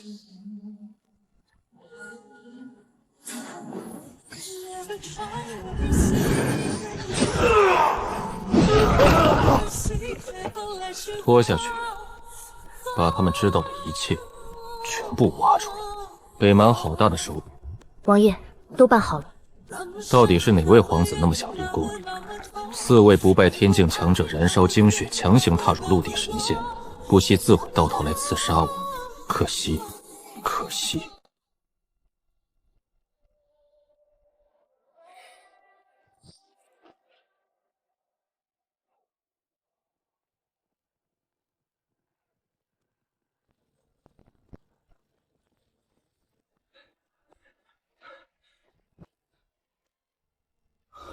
禀王爷，南门守将来报，城外出现钦差仪仗，为首者自称礼部右侍郎杜文渊，持圣旨与枢密院文书，要求入城面见王爷。昨夜刺客刚至，今日朝廷钦差便到，这时间衔接的可真够巧。哼，来得倒快。秦将军和杨先生可知晓了？秦将军正从军营赶来，杨先生已在偏厅等候。让他们在前厅等候。传令，打开城门，放钦差仪仗入城，引至行用前广场，不必阻拦，也不必过于礼义，依寻常藩王接旨惯例即可。王爷，这朝廷钦差此时到来，恐怕来者不善。善与不善，无非是看谁手中的筹码更重，谁的拳头更硬。本王收复幽州，他们总得有个态度。正好，杨先生也到了。便一同会会这位钦差。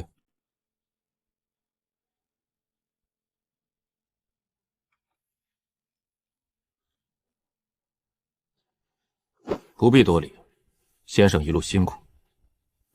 王爷以雷霆之势定幽州，用其这点路途奔波算不得什么，恰逢其会罢了。钦差将至，诸君有何看法？王爷，末将以为。朝廷此时派人前来，无非几种可能：告诫、安抚、探查，或与昨夜刺杀有关联。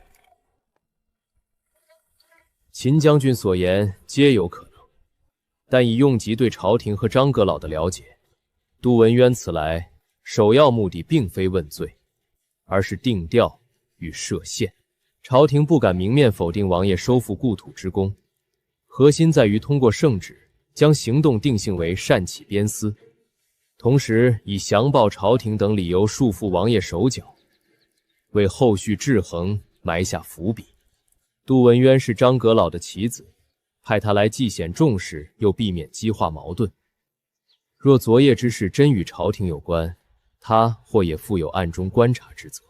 先生洞若观火，既如此，我们便按先生所言，见招拆招。秦将军军务不可松懈，杨先生，稍后便与本王一同会会这位杜侍郎。是。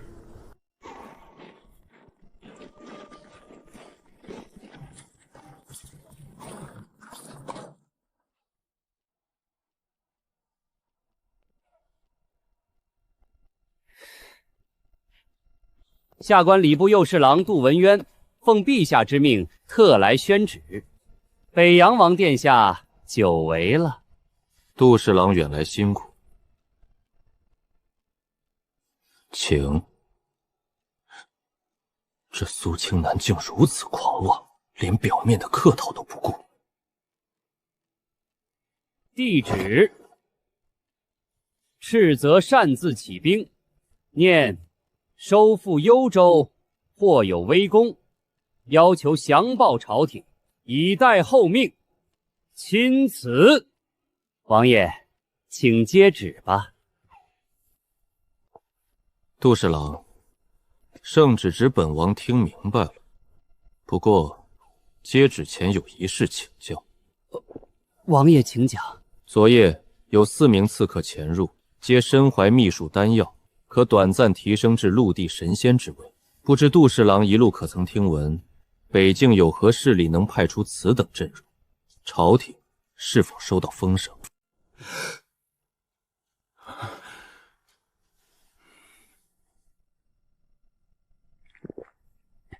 竟有此事，下官离京未闻，王爷可安好？刺客可曾擒获？有劳挂心，本王无恙。尸首送与麾下一位善料理的前辈研究了，想必此刻该吐的都吐干净了。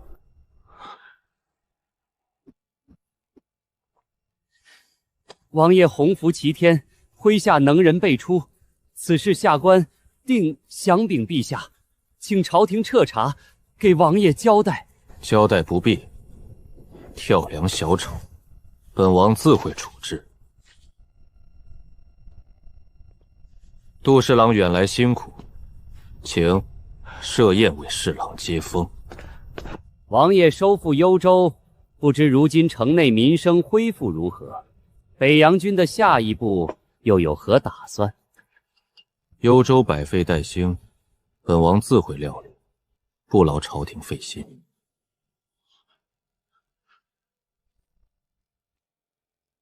侍郎大人，北境民风彪悍，规矩自与中原不同，幽州情状一切皆在王爷掌握之中，大人不必忧心。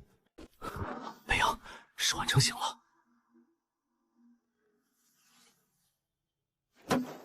都侍郎，赤袭急报，北方50里发现北蛮大规模骑兵向燕山关增兵，末将需即刻处置。失陪。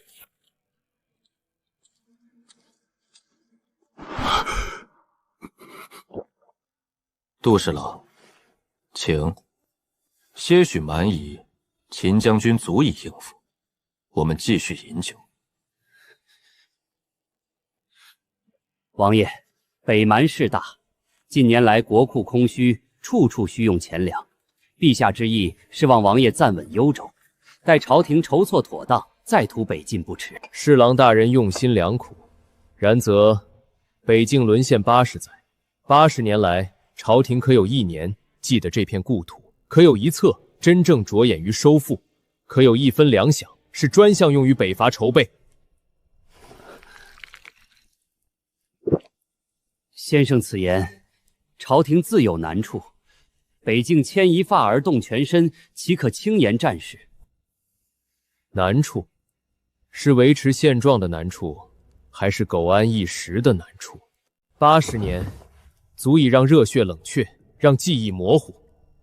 14州百姓被蛮族践踏，祖坟被毁，祠堂被焚，日日泣血，又有几人放在心上？王爷此次北伐，未请朝廷一兵一卒，粮草军械皆北凉百姓自筹，10万新军自带干粮，弃耕从庸，阵前斩将夺旗，是王爷身先士卒，将士用命。朝廷未助分毫，如今幽州护夫却谴责擅自起兵，或有微功，要求降报。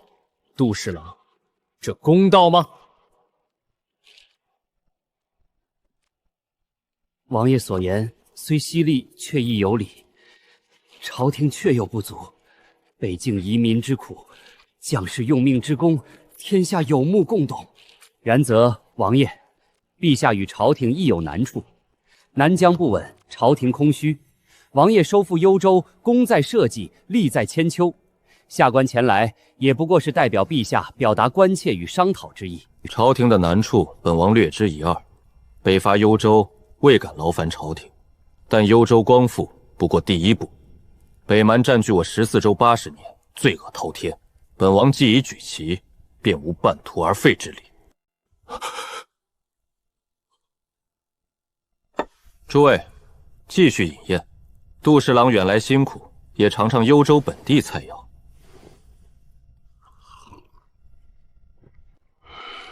先生见识超卓，对朝堂天下事了若指掌，钦佩不已。不知高姓大名，何处清修？山野之人，姓名不足挂齿，蒙王爷不弃，在此整理文书，抄写杂物，混口饭吃罢了。以先生之才，若愿出仕，下官愿引荐。前经那潭浑水，用极看够了。在北疆，能亲眼见被解救的百姓重获生机，能参与光复故土的伟业，比在朝堂勾心斗角更让人心安。北秦长公主迎月求见。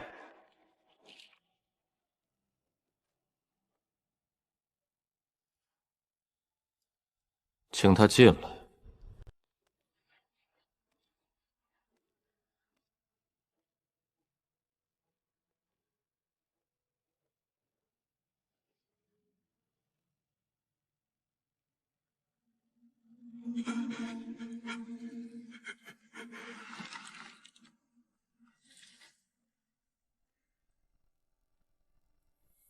长公主远道而来，想必不只是为了看本王这里的热闹。幽州光复3剑定乾坤，如此大事震动北境，本宫自然要亲眼看看那个搅动天下风云的北洋王究竟是何等人物。看过了，殿下以为如何？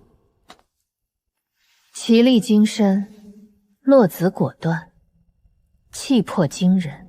赵氏血案具大义，剑圣残剑震江湖，白发老兵凝军心，3剑定幽州。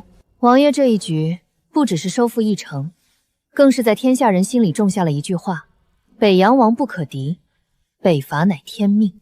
殿下过誉，本王所为不过是替北境枉死之人讨个公道，为沦陷的故土尽一份心力。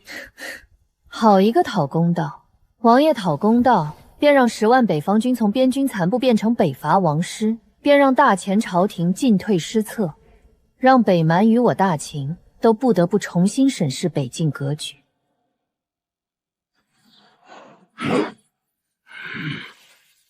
只是不知王爷下一步是继续北上剑指14州，还是该先看看身后有没有黄雀在后？殿下似乎很关心本王的下一步，莫非北秦也想在这北棋盘上落下一子？天下如棋，众生皆子。王爷是难得的一手，本宫自然要来与王爷手谈一局。那在殿下看来，这局棋该如何下？北蛮不能再一家独大，但大前也不能一家独强。谁占主动，谁分得更多，就看谁手里的筹码够重。殿下想让本王停下，或想与北洋共分北境之力，可以，但殿下手中有什么筹码能与本王对弈？第一份筹码，北蛮王庭内部，太子与3王子争位已趋白热化。燕山关守将是3王子母族之人，可他的副手已被太子暗中收买。云州守将贪财好色，数州守将则与王庭萨满有旧冤。这些情报够不够让王爷的北伐之路少些阻碍？第二份筹码，大前朝堂之上，主角派正密谋串联，欲让镇北侯宇文飞西凉马跳，在北伐关键时刻断你粮道，扰你侧翼。主和派中也有人暗中接触北蛮，想行驱虎吞狼之计。至于他们安插在北凉军中的棋子周通，近日已有异常联络。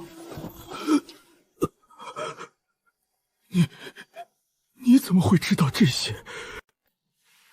第三份筹码，王爷可知北蛮为何能占据14州80年？除大前自身腐朽外，更因北蛮王庭背后一直有隐月神功支持。本王略有耳闻。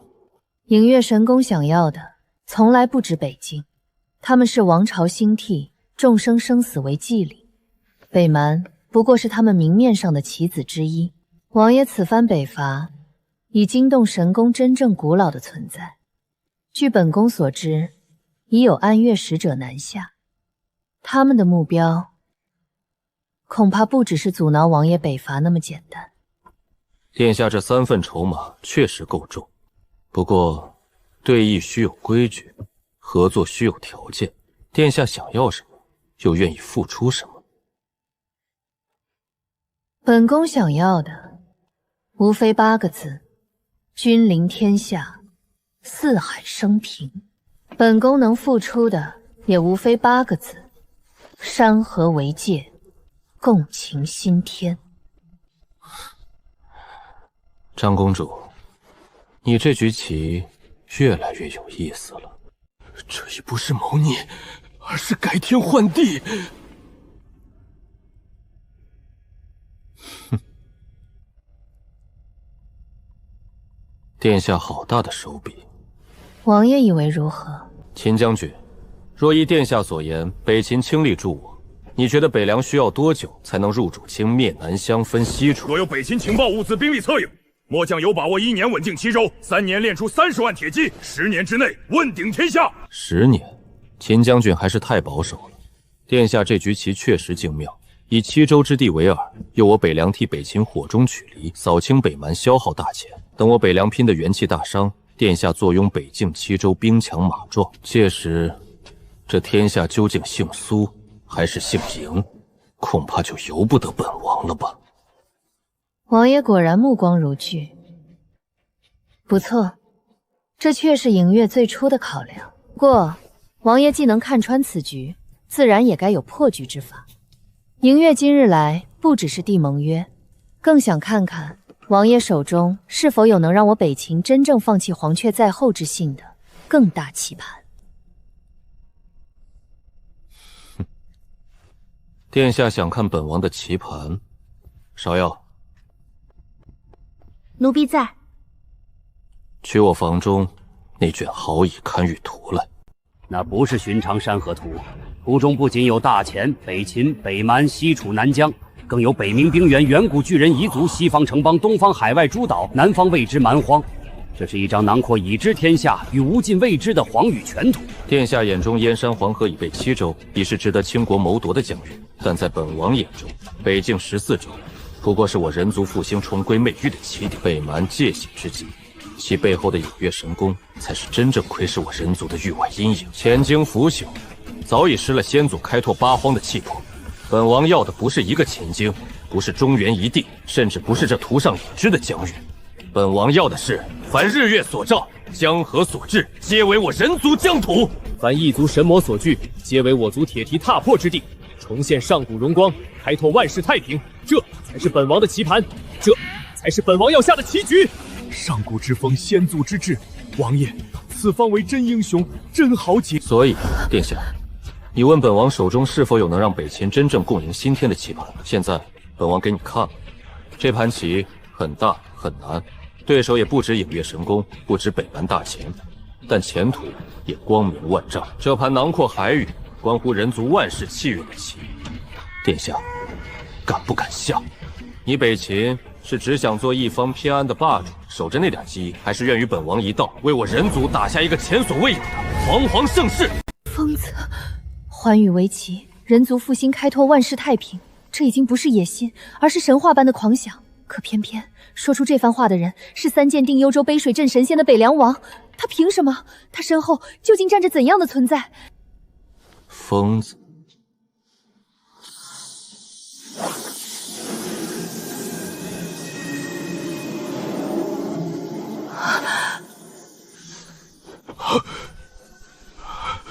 此乃寒渊阵风之印的续影。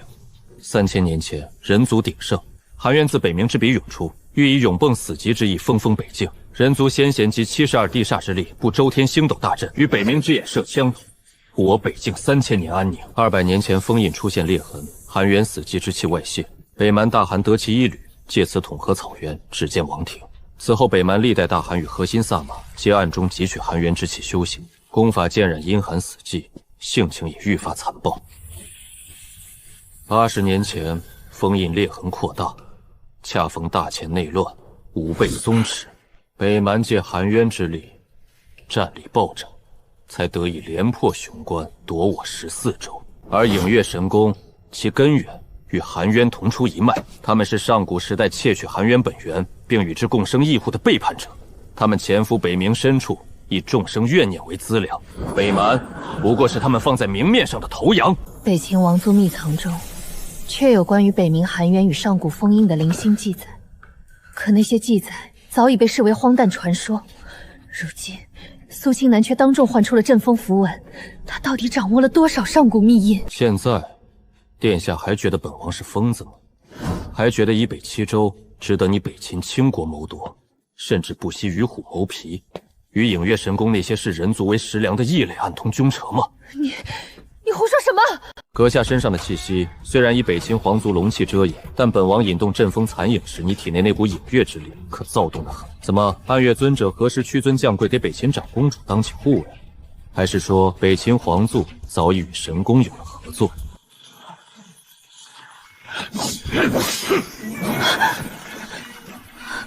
你到底是谁？为何能引动阵风之印？又为何能看破本尊根脚？本王是谁不重要，重要的是影月神宫的手伸得太长了，北冥寒渊的封印也该重新加固了。快狂妄！阵风之印早已残破，寒渊即将苏醒，我神功秉承天命，当主宰此界。尔等蝼蚁，安敢妄言千算？不可！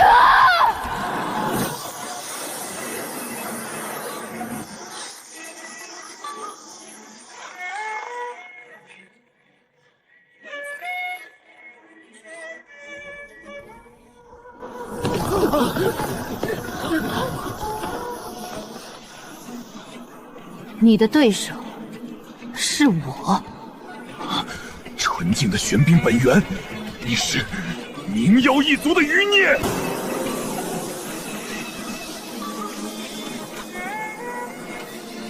他的气息不会错的，今天阿离要给族人报仇。